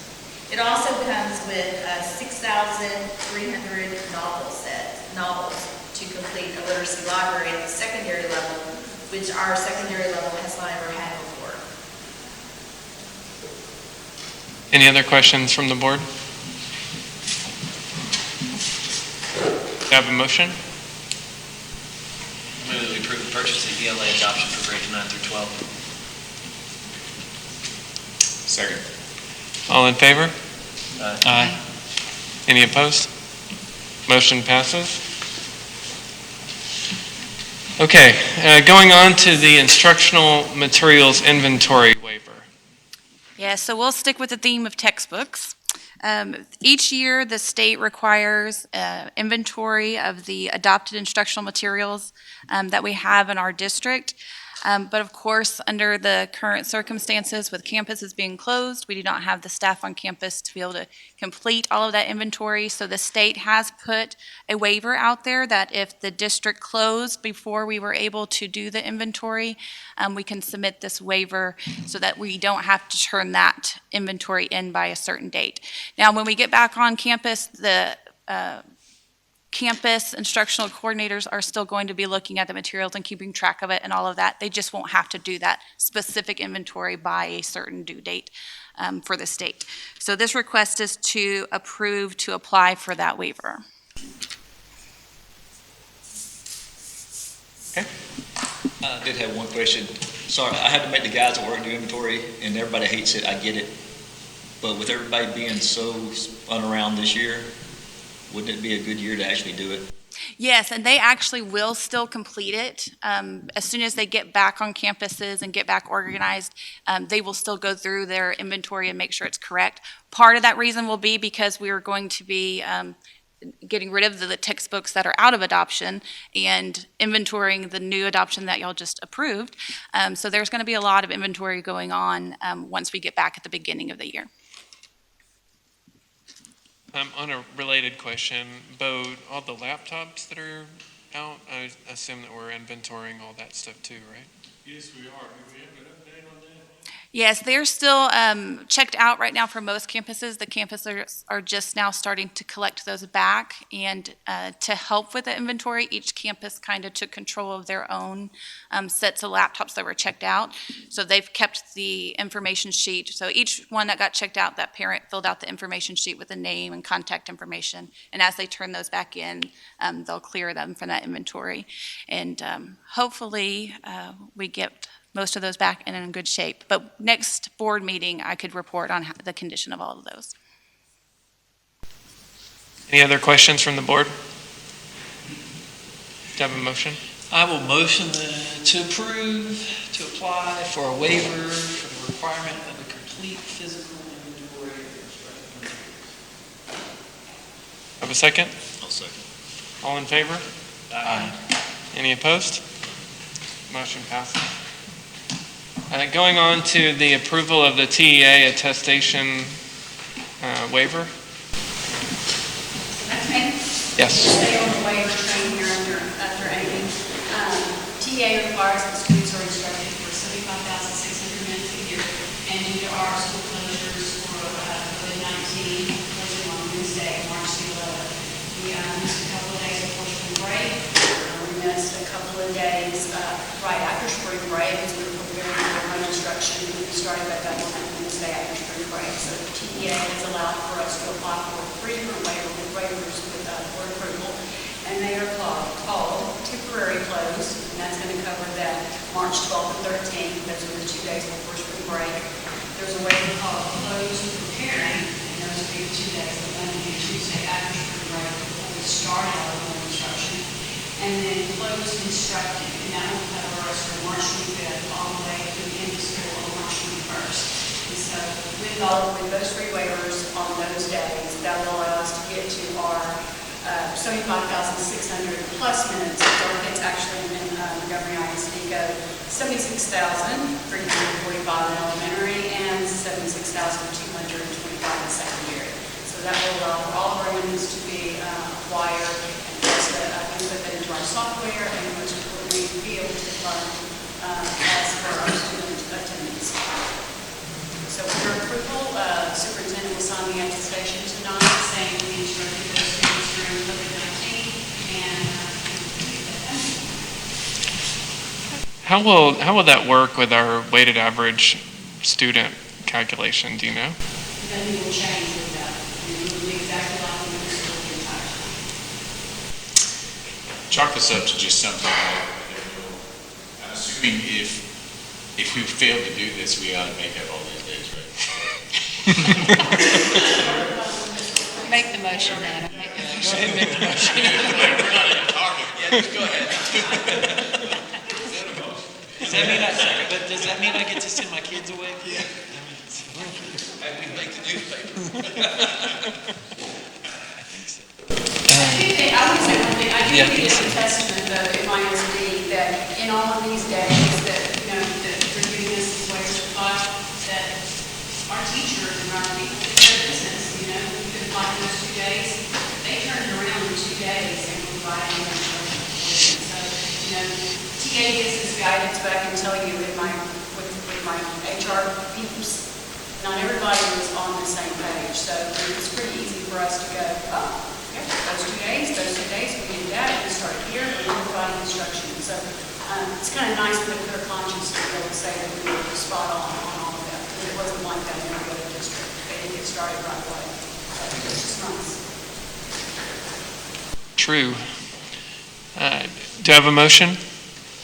I'll move to approve the TEA attestation waiver for instruction continuity during COVID-19. I have a second? Second. All in favor? Aye. Any opposed? I didn't think so. Going on to the next one, consider approval of participation in the Texas School Health Benefits Program for alternate group health medical coverage. Yes, sir. Good evening. We wanted to talk a little bit tonight about an alternate group medical coverage. Just a little history. At the March 10th, 2020 meeting of the Board of Trustees, the board approved an amendment to the MISD District of Innovation Plan, allowing for a medical insurance exemption. This exemption allows the district to offer another group medical plan in addition to TRS Active Care to its employees. And since that meeting, Ms. Tipton has been working on obtaining some information regarding alternate group medical plans, and would like to present to you tonight the Texas School Health Benefits Program for your consideration. She has a presentation that she'd like to walk through with you, give you a little history and a little overview of the benefits of the plan this evening. Congratulations.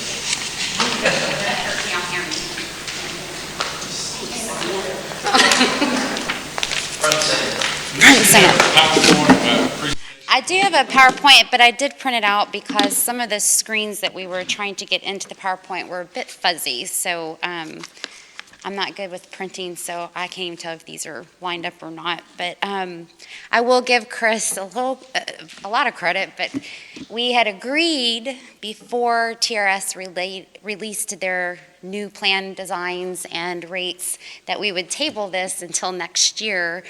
And I think TRS released their information on a Friday and got myself all worked up. And finally, by Monday, I called them and pretty much was like, yeah, I really don't want to table this.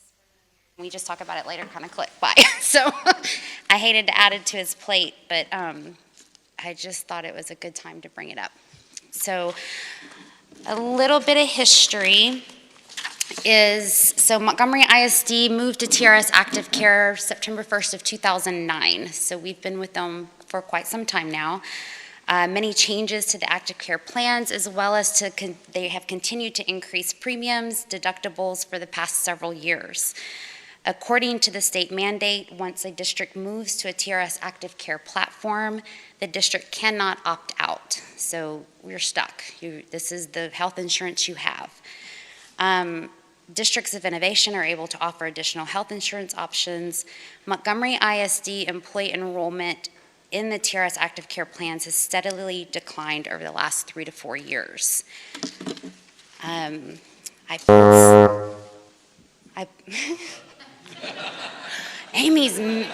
Kim's messing with me, or that's you?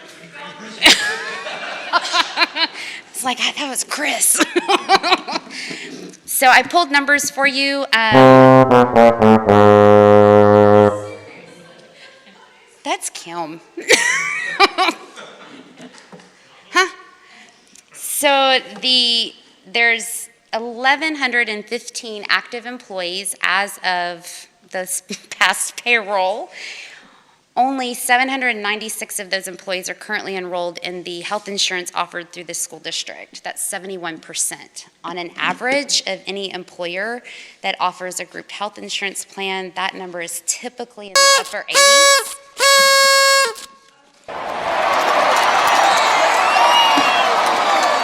This is not part of my PowerPoint. I'm not creative enough to put that in there.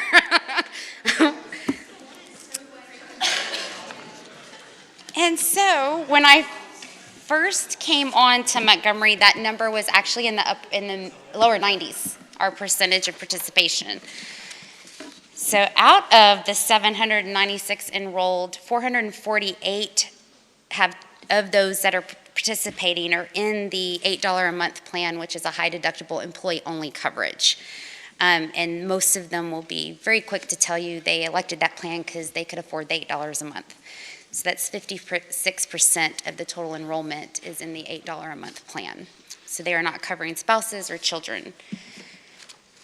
Out of that number, I can tell you from sitting at my desk, the amount of phone calls and emails I get, participants are not utilizing the plan because they can't afford to, because that's a high deductible plan. So now the next slide kind of tells you, it shows you what TRS has laid out for the new plan year. So currently we have a high deductible plan and then 2 select plans which kind of operate more like an HMO. And then of course TRS Active Care 2 is still there. They've eliminated the select plans and have replaced them with 2 plans they're calling Primary and Primary Plus. The biggest thing to point out on these 2 plans, they are copay driven, so there's copays if you go to the doctor. Their network is a statewide network only. So if you've got children, if you're covering your kids and you have kids that are in college out of state, they will not have coverage. Obviously, they're covered under an emergency situation, but should something happen, once they're stabilized, you're going to be moved to where you are in network. The primary plan does have the lower deductible and copays, but if you go down a little bit where it says co-insurance, that plan, once you've met your deductible, it's then only covered by insurance by 70% instead of the typical 80%. So that's an additional 10% cost to the participant. The high deductible plan, I will say, currently that's the plan. I think it's $2,750 is the deductible if it's just you, but if you add a dependent, that deductible jumps to $5,500, and it doesn't matter if one person meets it or if it's a combination of everyone you're covering. They did come in and make that better in the aspect of each person you're covering has their own deductible. It's $2,800, so they did raise the out-of-pocket on the deductibles and the out-of-pocket max. But that's the only plan offered through TRS that has a nationwide network. And then Active Care 2 is still there. We have a very low participation in that, obviously, because the premiums are sky high. But they are not allowing, again, any new enrollment into that. So that's where my frustration was. I thought TRS had a great platform. This was the first year they actually invited school districts to come together and ask questions, give feedback. I was part of that. I went to Austin, and there was 300 school districts represented, and they all said the same thing. It's not about just the premium. They can't afford to use the plan. And they really, in my opinion, kind of dropped the ball on that. So that's why I was blowing Chris's phone up saying I don't want to wait another year. The next slide is just the changes that pretty much I just kind of laid out for you. They did lower premiums in some areas. They lowered the premium for employee and children and the employee family. The employee-only coverage has gone up, and the premium in the employee and spouse, which there's a sheet later that'll give you those breakdowns with the board contribution. It shows the reflection of the board contribution. Financial Benefit Services has worked for the past several years to offer an alternative health insurance plan. So the TSHPB is a regional rated, fully funded, guaranteed cost program for Texas school districts. So they are offering a high deductible plan along with a copay plan that we could offer alongside the active care plans. So the sheet that you have in front of you will be a little different than what's on the screen, but I think it's a clearer copy, hard copy. This is kind of this is the layout they have for the high deductible and the copay plan. Amy, it's the next screen. So on the high deductible plan, it's a $3,000 deductible. That's per person that you're covering. However, once that deductible is met, you're done. There's no more out-of-pocket costs to the participant. So there's no 80-20, 90-10, 70-30. The deductible is met and you're done for the year.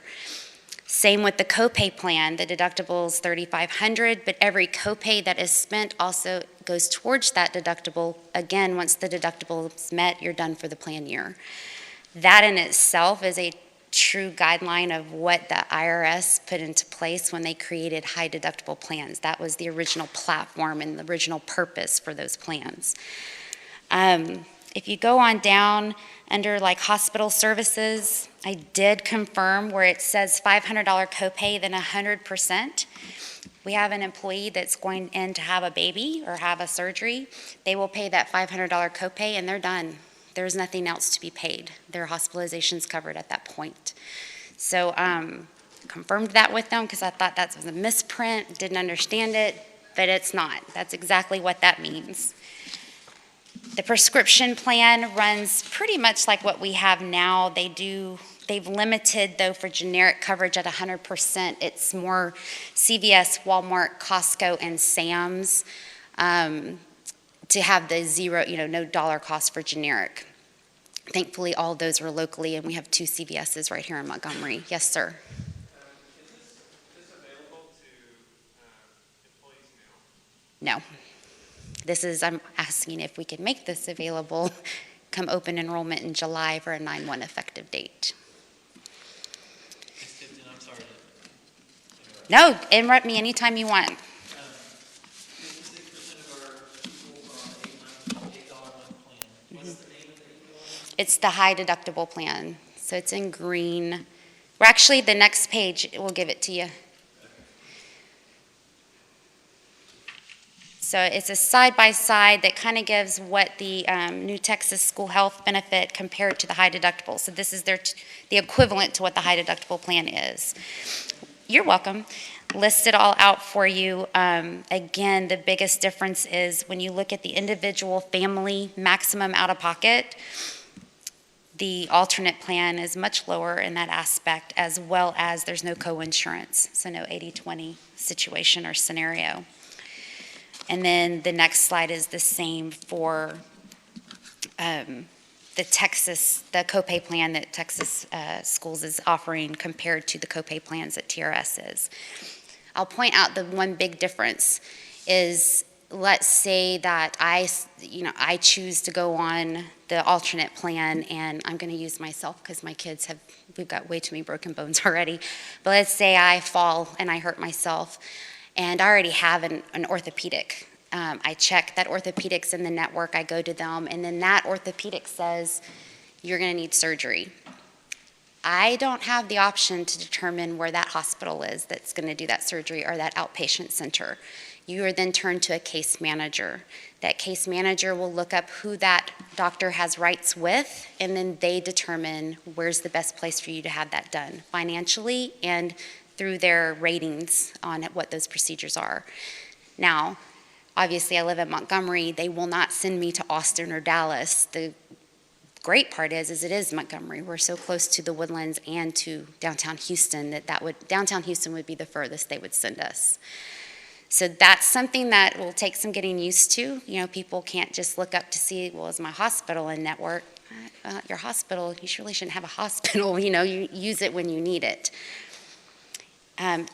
I did call 2 of the larger utilized providers here in Montgomery. I've got one that has a lot of physicians. All of them are in network, so that's local and Texas Children's.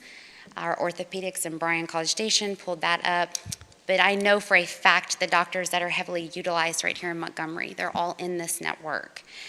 When I asked them, I called those billing departments and I said, hey, on a high deductible plan, if I get sick and go to the doctor, I'm going to pay the full contracted amount of that visit until my deductible's met.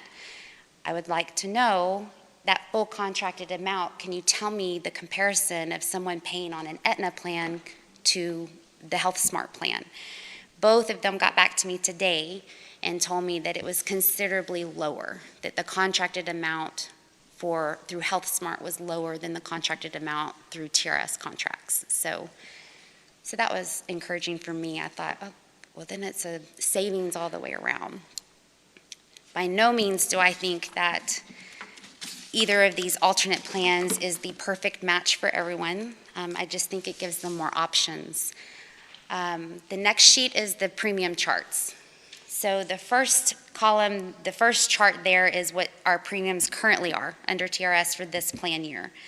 The middle column is TRS's new premiums effective 9/1. So, Mr. Fuller, in your question, that $8 a month on that same plan is going to jump to $27 for employees. Then the one next to that is the alternate plan that's being offered. The one thing I want to point out is you see at the top, I've put premiums for the 1920 plan year, the 2021 plan year. On the alternate plan, it's the 2021 and 21-22 plan years. They're giving us a 2-year rate guarantee with premiums. I have not, I've been here 12 years. We've been with TRS for a long time. They don't do that. They've had rate increases every single year. So just some things to consider is when any school district is a participating district on the active care plans, the only control per se that a school district has as the employer on what we're offering as health insurance is board contribution. That's it. We have no say-so in anything else. We can't determine what the plan structure looks like, what's covered, what's not, even what network's being used. That's all in the hands of TRS.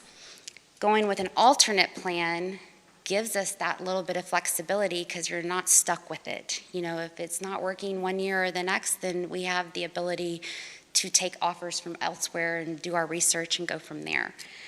The thing about the alternate plan that's being offered, it's zero cost to the school district. It costs us nothing, and there's no liability. It's a fully insured product, which means they are handling everything. It's simply us offering another option to the employees. We would still offer the TRS. Oh, we have to.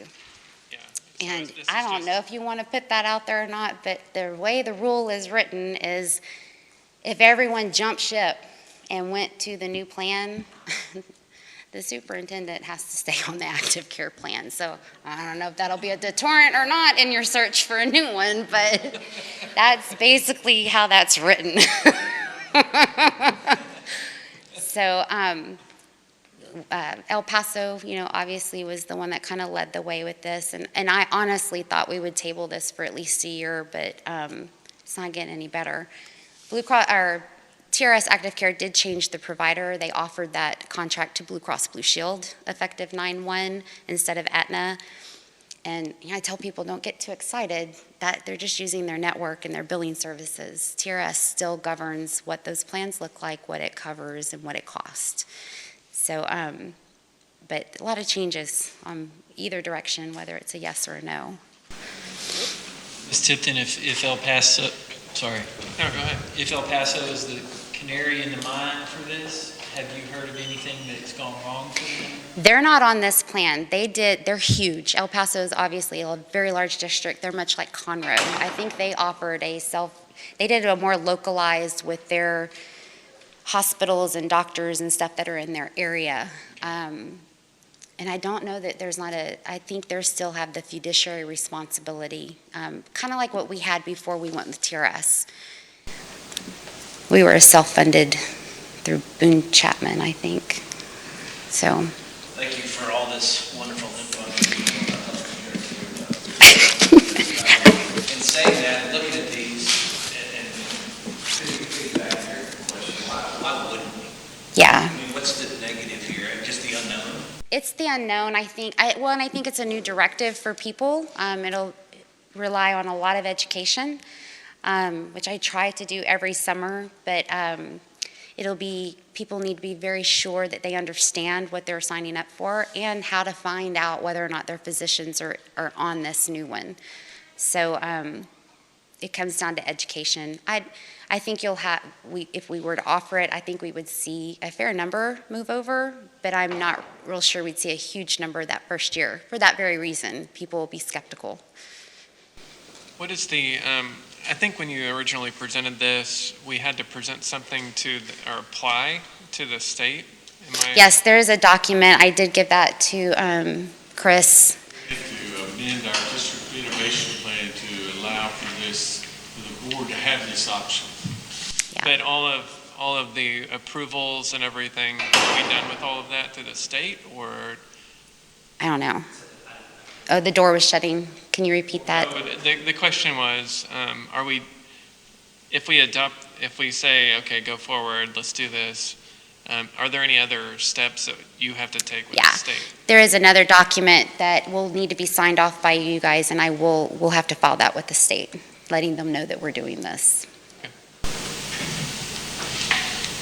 But they can't come back and say, no, you can't do it. No. Okay. We've already amended our district. You're right. And this is something that this district wants to offer. So they can't prevent you from moving in this direction. And actually, the District of Innovation, that piece that's in the District of Innovation about the offering of, that's a loophole right now in that document. Obviously, next legislative, that will be closed, which is why we went ahead and filed the amendment so that when that loop is closed, we can still be on the side of offering an additional platform. Well, I for one think this is great. I know I'm the same way. I look at it and think, oh, wow. Well, this is the kind of thing that we should be trying to do. Yes. Absolutely. It's just an options. And as an employer, it puts a little more control back in our hands. You're not locked in. I mean, you're locked in for a year. If we don't like it, you don't offer it again or you move on. So.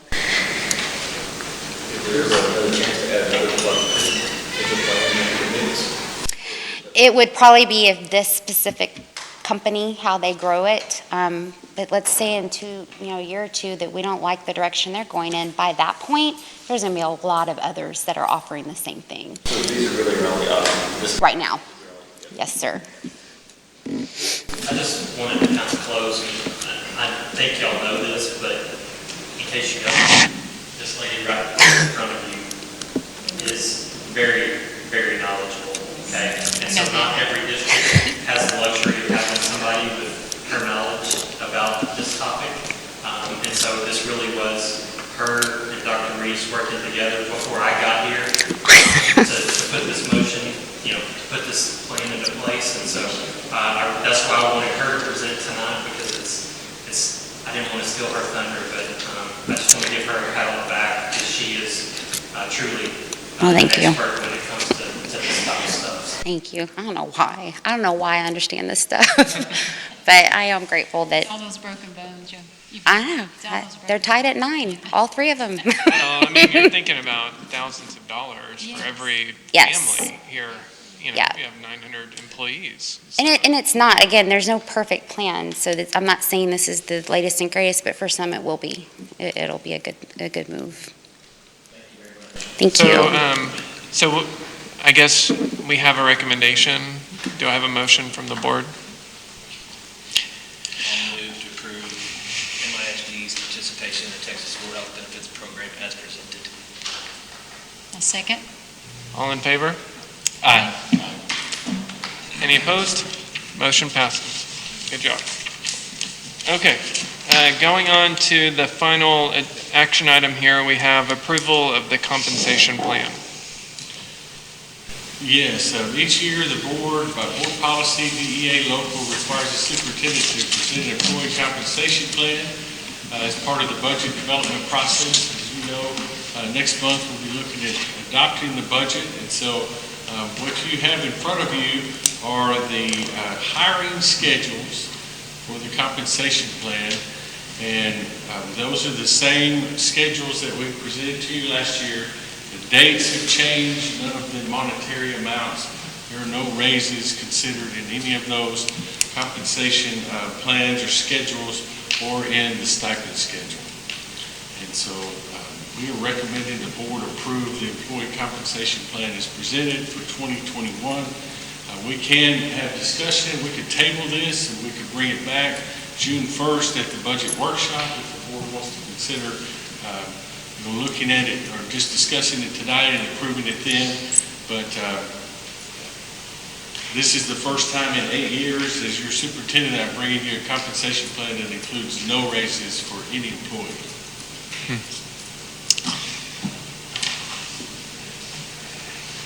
So that's why I got to do it. Well, maybe Chris or Dr. Reese, I just wanted to throw 2 little bits of feedback I hear. Obviously, y'all hear it as well. Teachers, wanting raises, obviously, and we're starting to see a lot of people move into other districts, I think, for that money. So I want to always put that out there as a goal for the board. But then there's a second one that I hear a lot from people, and that's the top end of our salary schedule, the folks with, I think, 22 years or something.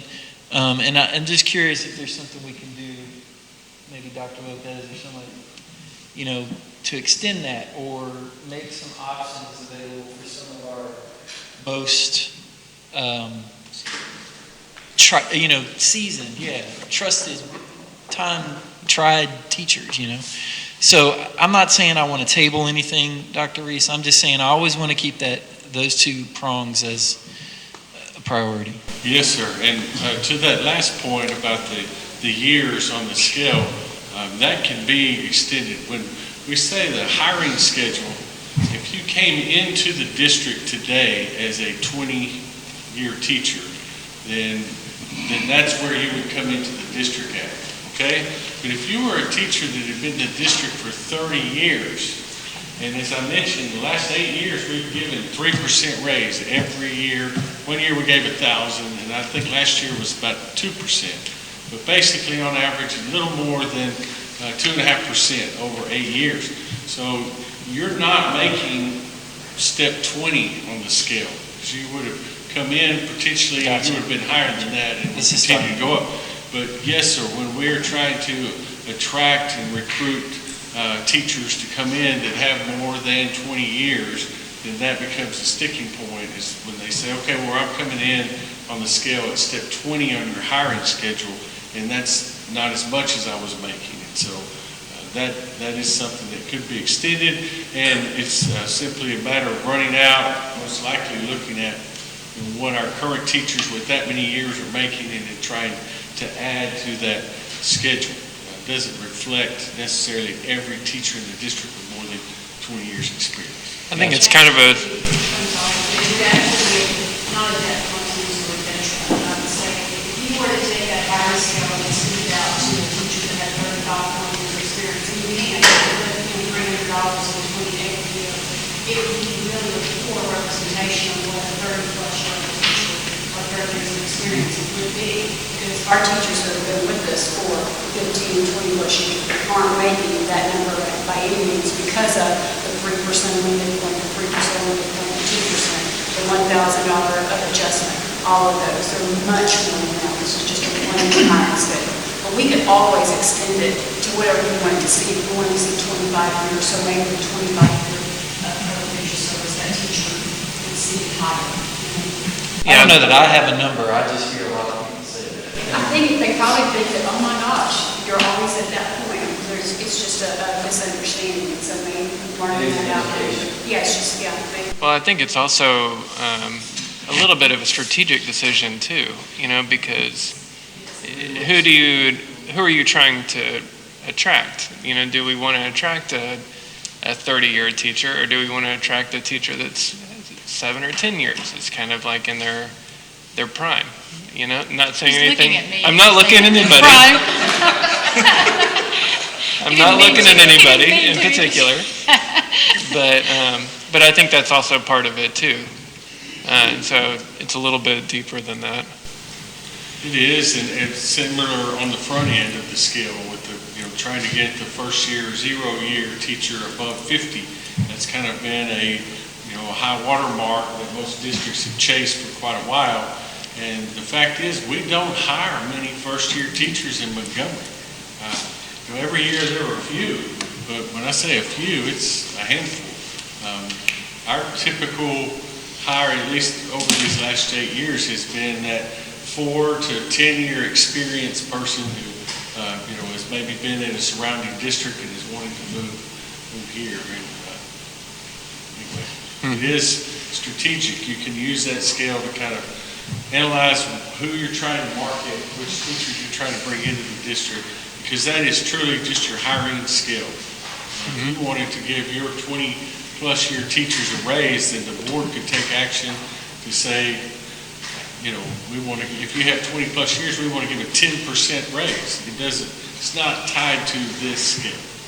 So everybody understands. Yeah, and I think that's just like Dr. Lopez says, I think that's an education thing, because I hear that from a lot of people in the district, a lot of teachers in the district that say, well, I'm never going to make more than this. And I'm like, I think that's the hiring schedule. So I don't know if it's a I think part of it is that's the information that's out there. That's the information you can see is what's presented here. Yeah. You can't see what somebody's making. You can see what is published. Very true. And so we're hamstringing ourselves a little bit if that's the facts. Well, I don't know how the board feels about this. If you want to table it or if you want to approve it. Do I have a motion from anybody? I was going to weigh in one more point. Go ahead. Is there, by waiting until the budget conversation is done, would there be some benefit, or are we locking ourselves into this right now, that we could wait a month and then lock ourselves into it? There's no change, or there is a change? Yeah, I guess that's the question. Do we have to approve? If we're not changing anything at all? We have to adopt for the year.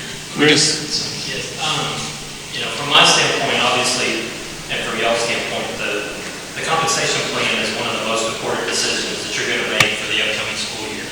Because that's what Dr. Lopez is going to use to go out and attract talent and help to retain talent. Right now, with the late nature of the budget process, I'm not sure that you have all the information that you may need to make that decision. From my standpoint, I don't want to speak for Dr. Lopez and what it might do for her recruiting. But financially, it would not hurt you to wait until we get to the budget meeting, and let's have a little more conversation about how we want to move forward with the budget, and then you can make your compensation decision at that time. It does make it a little more complicated for her recruiting, because if you do increase the compensation plan, then it's another few weeks before she can get that information out there and start using that to recruit people. But if we weren't going to raise anything anyway, it doesn't matter. So from my chair, I think it would probably be prudent for you to have budget conversations and then decide on a compensation plan. But y'all do whatever you want to do. After looking at this and what Dr. Fuller brought up too, I mean, we looked at this for 3 days and, we did have the information. Now we've got the opportunity for a couple more weeks to do more digging, see more numbers. And is that a problem for you and what you're? I think that's a great way to go also, because that will let them look at it, and because, the only way you're really going to go is up, where you're status quo where we Right. are, and really give a chance to. It's either you can't recruit with this, or you got to wait 2 weeks and we could find another 3 weeks and do another. Okay. motion to table. All in favor? I'd like it noted that I was the guy that said that he didn't want to table it, so I apologize. Okay, that's it for the action items. Let's go ahead and go into the information items, the 2021 staffing plan. Okay, that's, I'm going to talk a little bit about that. Before I get started, I want to thank Teresa for setting the bar high on the PowerPoint with the sound effects. Never seen that before, and just want to, I'll try to live up to that next time. That's how finance rolls. I think it was my old PowerPoint, actually. She must use the template. We started the staffing process in February, which seems a long time ago. When we put out numbers we roll up the numbers from the grades, and we use February 1st attendance. And we added 2% growth back in February, and we put it out to principals, and we asked them to, categorize their staffing requests by mission critical. What do you have to have school, program improvement, and then new programs. And as the year progressed and March got here and things changed dramatically, we felt like it would be prudent to start looking at this without any growth, without a 2% figure on that at all. And you can see on the summary pages, which is on the front, is what I'm going to go over, but I've also given you what we're proposing to fill and what we're not filling. And just across the district, basically at the elementary levels, we look at 22-1, and we figure it from that perspective. But at the upper grades, we looked at their requests, and they categorized them for us. We had 24.5 requests for staff, additional FTEs. Well, in a balanced budget year where we're looking to get to a balanced budget and staff's the thing that cost us the most, we knew immediately 24.5 was going to be tough. So we started looking at how they're arranged on campuses, which we do every year. And the only big thing on here that keeps us from not requesting any new additional staff is that we're in the final year of adjustment of alignment at Lake Creek. We're adding 160 seniors next year that we didn't have this year. We're graduating 210 roughly from Lake Creek and 410 from Montgomery High. Well, next year we'll have 400 seniors at Lake Creek as well, because that's the class that rolled up the latest. So this is really our last plan. So in the summary page, you can see that Lake Creek asked for 14. Well, we're actually transferring 6 FTEs. That's not always people. If we've had resignations, we can not fill that at Montgomery High and move the FTE over to Lake Creek and let them interview and hire for that particular position. It's a big jigsaw puzzle trying to fit all these pieces together. But we know that if they're adding 160 seniors to a campus, we're going to have to add one of each core subjects, because they're all going to have to take the 4 cores. And then we know we're going to be impacted in our electives as well, because our senior level electives. So we've moved 6 people over, or 6 positions over from Montgomery High School, and we're going to add 3.5 growth positions at Lake Creek for the cores, and then a half a position at Montgomery High, because we want to fill out our ag. We really felt like we were splitting a teacher on both campuses, and that works, but it's not the best thing to do, and we're having growth in ag, so we felt like we needed to add that additional half at each campus so that both of them get a full ag teacher instead of a half an ag teacher. So you can see on the numbers at the elementary, we actually saved a position. We did not fill it. You said 2. 2, but we only allotted for 1. No, we saved 1 from Stewart Creek and we saved 1 from Keenan. Oh, well, you took the 1 away from me the last time we met. The 3rd one away from Well, we transferred 2. you. Yes. Yes, Okay. it's on the chart. Trust me, we had this meeting. So we're only asking for 3 additional FTEs, not 4, because we get a net gain of 1 from our elementaries that we're not replacing. I'll take 2 if she's willing to not replace another, and we'll then only have to add 2 FTEs. But that's the plan. We broke it down on the second sheet. Some of the things we are not adding because we feel like this is not the year to add those things. You can see in the column in red where there's an X that's being not added. Mainly at the junior highs, it was really improving our response to intervention program for our struggling kids, and they requested a band assistant as well, and we decided this was not the year to add that kind of stuff. We're doing well in those areas. Ideally, you'd like to add in those areas when they request it, but you don't always get to do that, and I realize that. And they realize that as principals when they categorize them as mission critical and so on. So we really focused on the mission critical for this area, and I think 3 I'm telling you that now. I worked the master schedules with all 4 campuses today, and we're struggling to make it work with those 4 additional FTEs at Lake Creek and everybody transferring people. I think we're going to have some people transfer from Montgomery Junior High to Oak Hills to make the numbers work, because they've caught up in enrollment now. Oak Hills used to be smaller. Now they're the same size, so we're looking at moving people around to fit to our numbers. And so it's going to be tough, but we're going to, if it hadn't been for the 160 additional seniors, we probably would have been not asking for any growth, but I don't see how you add 160 kids. We're adding furniture for those kids, which if we're going to have furniture for those kids, we're going to have teachers for those kids too. Just to give the board a little perspective, when we look at adding a position, and we usually use the number 70,000, is once you add in your TRS on behalf of and your district level medical compensation that we give. So those 14 positions that would have been added would have been $980,000. So that just gives you some ideas as you heard about fast growth and trying to accommodate that growth, how quickly adding positions to accommodate the growth adds up to big numbers. How many students As a whole, will the district add in next year? At 2% growth would be a little less than 200. 9,000 kids would be 180 kids, and we're ballparking it at 2% with the understanding. Originally, we had it a little bit more aggressive than that with the Fairwater coming online out there, the subdivision, and some of those things. But with the pandemic, we've tried to move that back to 2%. Okay. Any questions?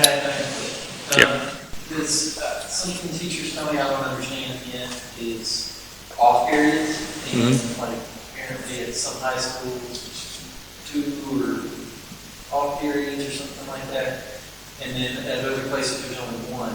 Is that playing into this? Yeah, it plays into that a lot.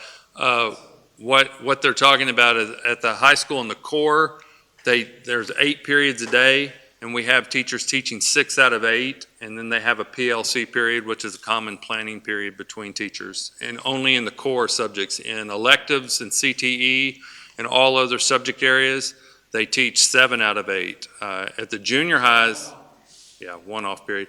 At the junior highs, we tried to do 7 out of 8 in all of the classes, and I thought the teachers were going to revolt.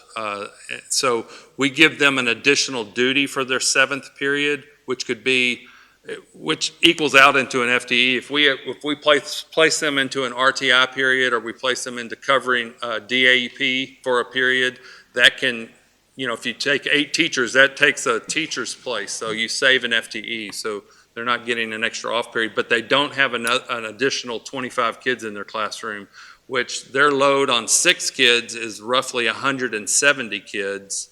And if you add another class to them, then you're up to 195 kids a day. And that's why they were revolting. They're saying, I can't even learn these kids' names in 7 times a day, every 45 minutes, I'm getting 27 more kids. Yeah.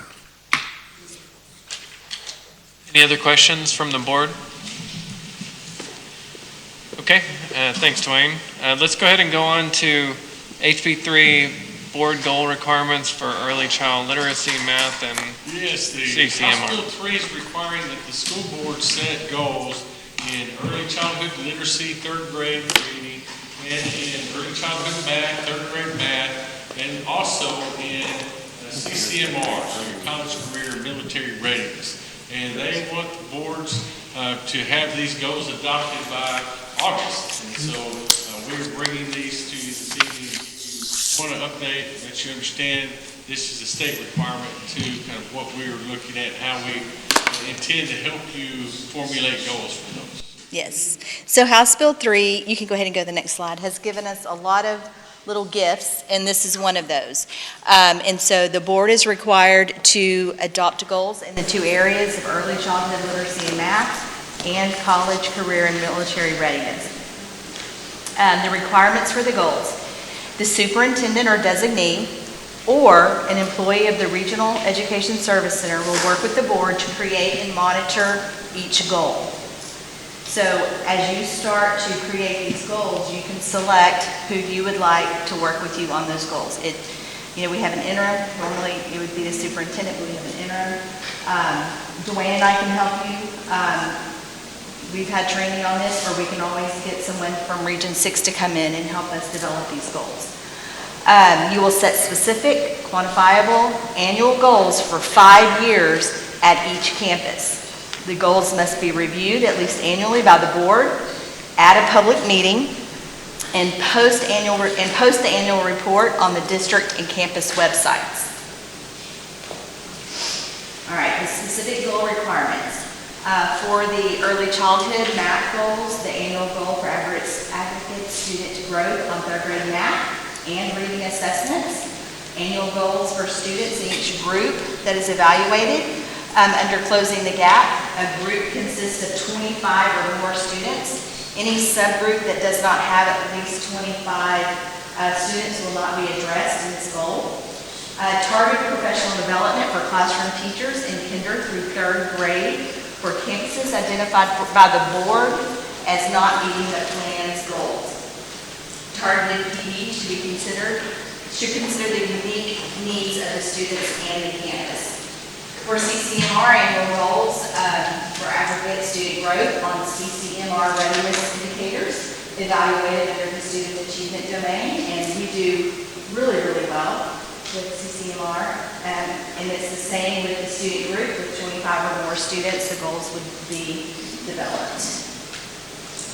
Developing the goals. Now, as you develop these goals, we'll talk about the state data, ours, what our scores look like, what does the scores look like, how much growth in each area is reasonable based on what we scored this year for next year, and then it's 5 years out. So each goal needs to contain a baseline, which is the current state, and a target, which is our future state, a population, which students will be impacted for this goal, and a deadline, month and year when the current state will equal the future state. So they have to be very specific. It can't just be, by next year, we're going to increase by 10 points. It has to be very specific. And it may be that with each population, the goal might be different. Because in some small student groups, our targets might be a little bit larger, or our need to move forward might be a little bit larger than with other groups. So you're going to have multiple groups addressed in the goal.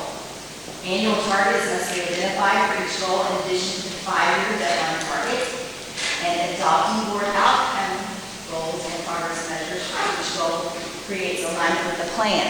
The plan is, here's the goals that we've adopted, when are we going to review these goals, how are we going to post them, and then how are we going to go back and adjust our goals. That would all be in the plan to support the goals. Typically, you would use your third grade reading and math scores, and then your CCMR data from high school. However, especially with the third grade STAR, we didn't take that this year, so we're not able to use that data to create our goals. So we're going to have to use some of our existing data from maybe our benchmark test. We can even go back to last year's STAR test to create our goals, which is probably what I would recommend versus the benchmark goals. Okay, the process. So the school board will work collaboratively with the superintendent or designee to set the 5-year goals for STAR, reading and math, and CCMR. The superintendent or designee will work with the board to identify progress measures that are predictive of the district's goals. And the campuses will work with the curriculum department to identify actions and target professional development in order to accomplish the goals that you set. The board will have to create a calendar to review these goals annually. The goals must be adjusted and posted on the district website. So that's like a really quick overview of the requirements of House Bill 3. To actually create these goals, we would have to just sit down in a working session and look at data and really talk about, in the next 5 years, much growth do we want to see each year? And that meeting could take a little bit of time. What's our time frame for having that meeting? So we probably need to do that in June or July. Things are a little different right now, meaning that we're going to have, everything else, but being that we're going to have an interim come in, that is something that we can do with the interim. I mean, there's not a board goals police, so if we waited and did this in August when the new superintendent arrived, I think it would be perfectly fine. Vote for that. What's that? You vote for that? Yes, I vote for that too, but we can do whatever you want. We have plenty of support. Dwayne and I have a really good understanding of the accountability system. We can help you create these goals. So you have a lot of support here. We can wait for the superintendent. We can even call him the Region 6 guy. His name is John Conley. And he can come work with all these goals. This isn't something that you would probably want to do in an open meeting. This is probably like a work session that you want to have. Any other questions? Thank you. Great presentation. Good job. Okay, going on to the next informational item, let's talk about the shack. Hello, that's me. I have the pleasure of working with the School Health Advisory Council. It's a great group of people. This year we were lucky enough to add some police presence to our group. We talked about that last year. We're going to have a safety person as part of the Health Advisory Council. So we added one of our police and have enjoyed having them on there, as well as an LSSP for the mental health focus, because that continues to be a hot topic. We did have our 4 meetings. We actually had our last one virtually, so that was interesting, but we got through it and everyone participated. We hosted our annual Bearwell Health Fair at Lake Creek again in January, and the main focus we had there is to increase vendors, which we did. We added more mental health vendors this year, some area counselors, and even had a sports health counselor who works directly with high school athletes. Because we thought that was a good focus area as well. Mainly Ranch won the competition. We have a little competition just to keep the participation high, and so they won a little Danish and coffee bar that our child nutrition team hosted for them. Did our first online United Way campaign this year, really trying to get away from paper with 10 campuses and so many employees. Raised approximately $2,000 through those pledges, with MHS taking the lead. If y'all know their assistant principal, their Sherry Hardy, she is always their United Way coordinator, and she is very competitive, has a lot of personal love for United Way, and so she does a good job representing us through that. This is also my 3rd year, so it was time to review our wellness plan. So made some changes there, updated some things that are different in our district with that. So we went through that as a team and broke out into individual groups to look at the pieces, and then we are required to make sure that is on our website for the 2021 school year with the updates. Also joined in a partnership with Greater Houston Counseling Services. Last year I talked about School Health Advisory really looking again at the mental health pieces, having an elementary and a secondary counselor rep on the council that kept coming up. So just a partnership with Greater Houston Counseling Services, and we just provide them a room or a space and work with parents for junior high students who have some pretty high intense counseling needs, so they come to those students, and the parents seem to appreciate that. We do intend to add that to the high school level for 2021 to roll up with some of those kids.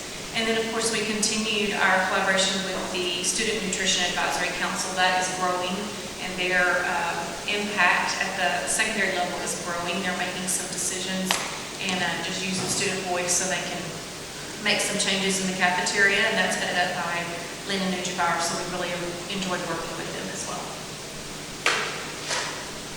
Any questions from the board? Well, thank you so much. We have the monthly accounts paid report and the monthly financials report. Did anybody have any questions about those? So $10,000 for sanitizing stations, that's all finally they came in, right? A little Yes, sir, the sanitizing stations. Yes. We've got them, and we're installing them as we speak, or they're already in? No, they're not in yet. We're not going to start putting them in until we bring back our campus maintenance techs, and we have not brought them back to work yet. We had talked to our principals about if we did bring them back, and can we keep them busy? Is it for their time to start summer things? And they said we might get away with a little bit. So probably the first week of June, we'll start bringing them back. We brought them back for one day this past week to do a little assessment on their buildings. So we'll start putting them in when we get our maintenance techs back. Sure helps with graduation with the maintenance guys. We're going to need, I've been talking to Joe already. Okay, so with that, we're going to go ahead and go into closed session, and we'll be back after a while. Okay, we're going to come back into open session. Does anyone have a motion? Motion to approve personnel as presented in closed session. Second? Second. All in favor? Aye. Any opposed? Motion passes.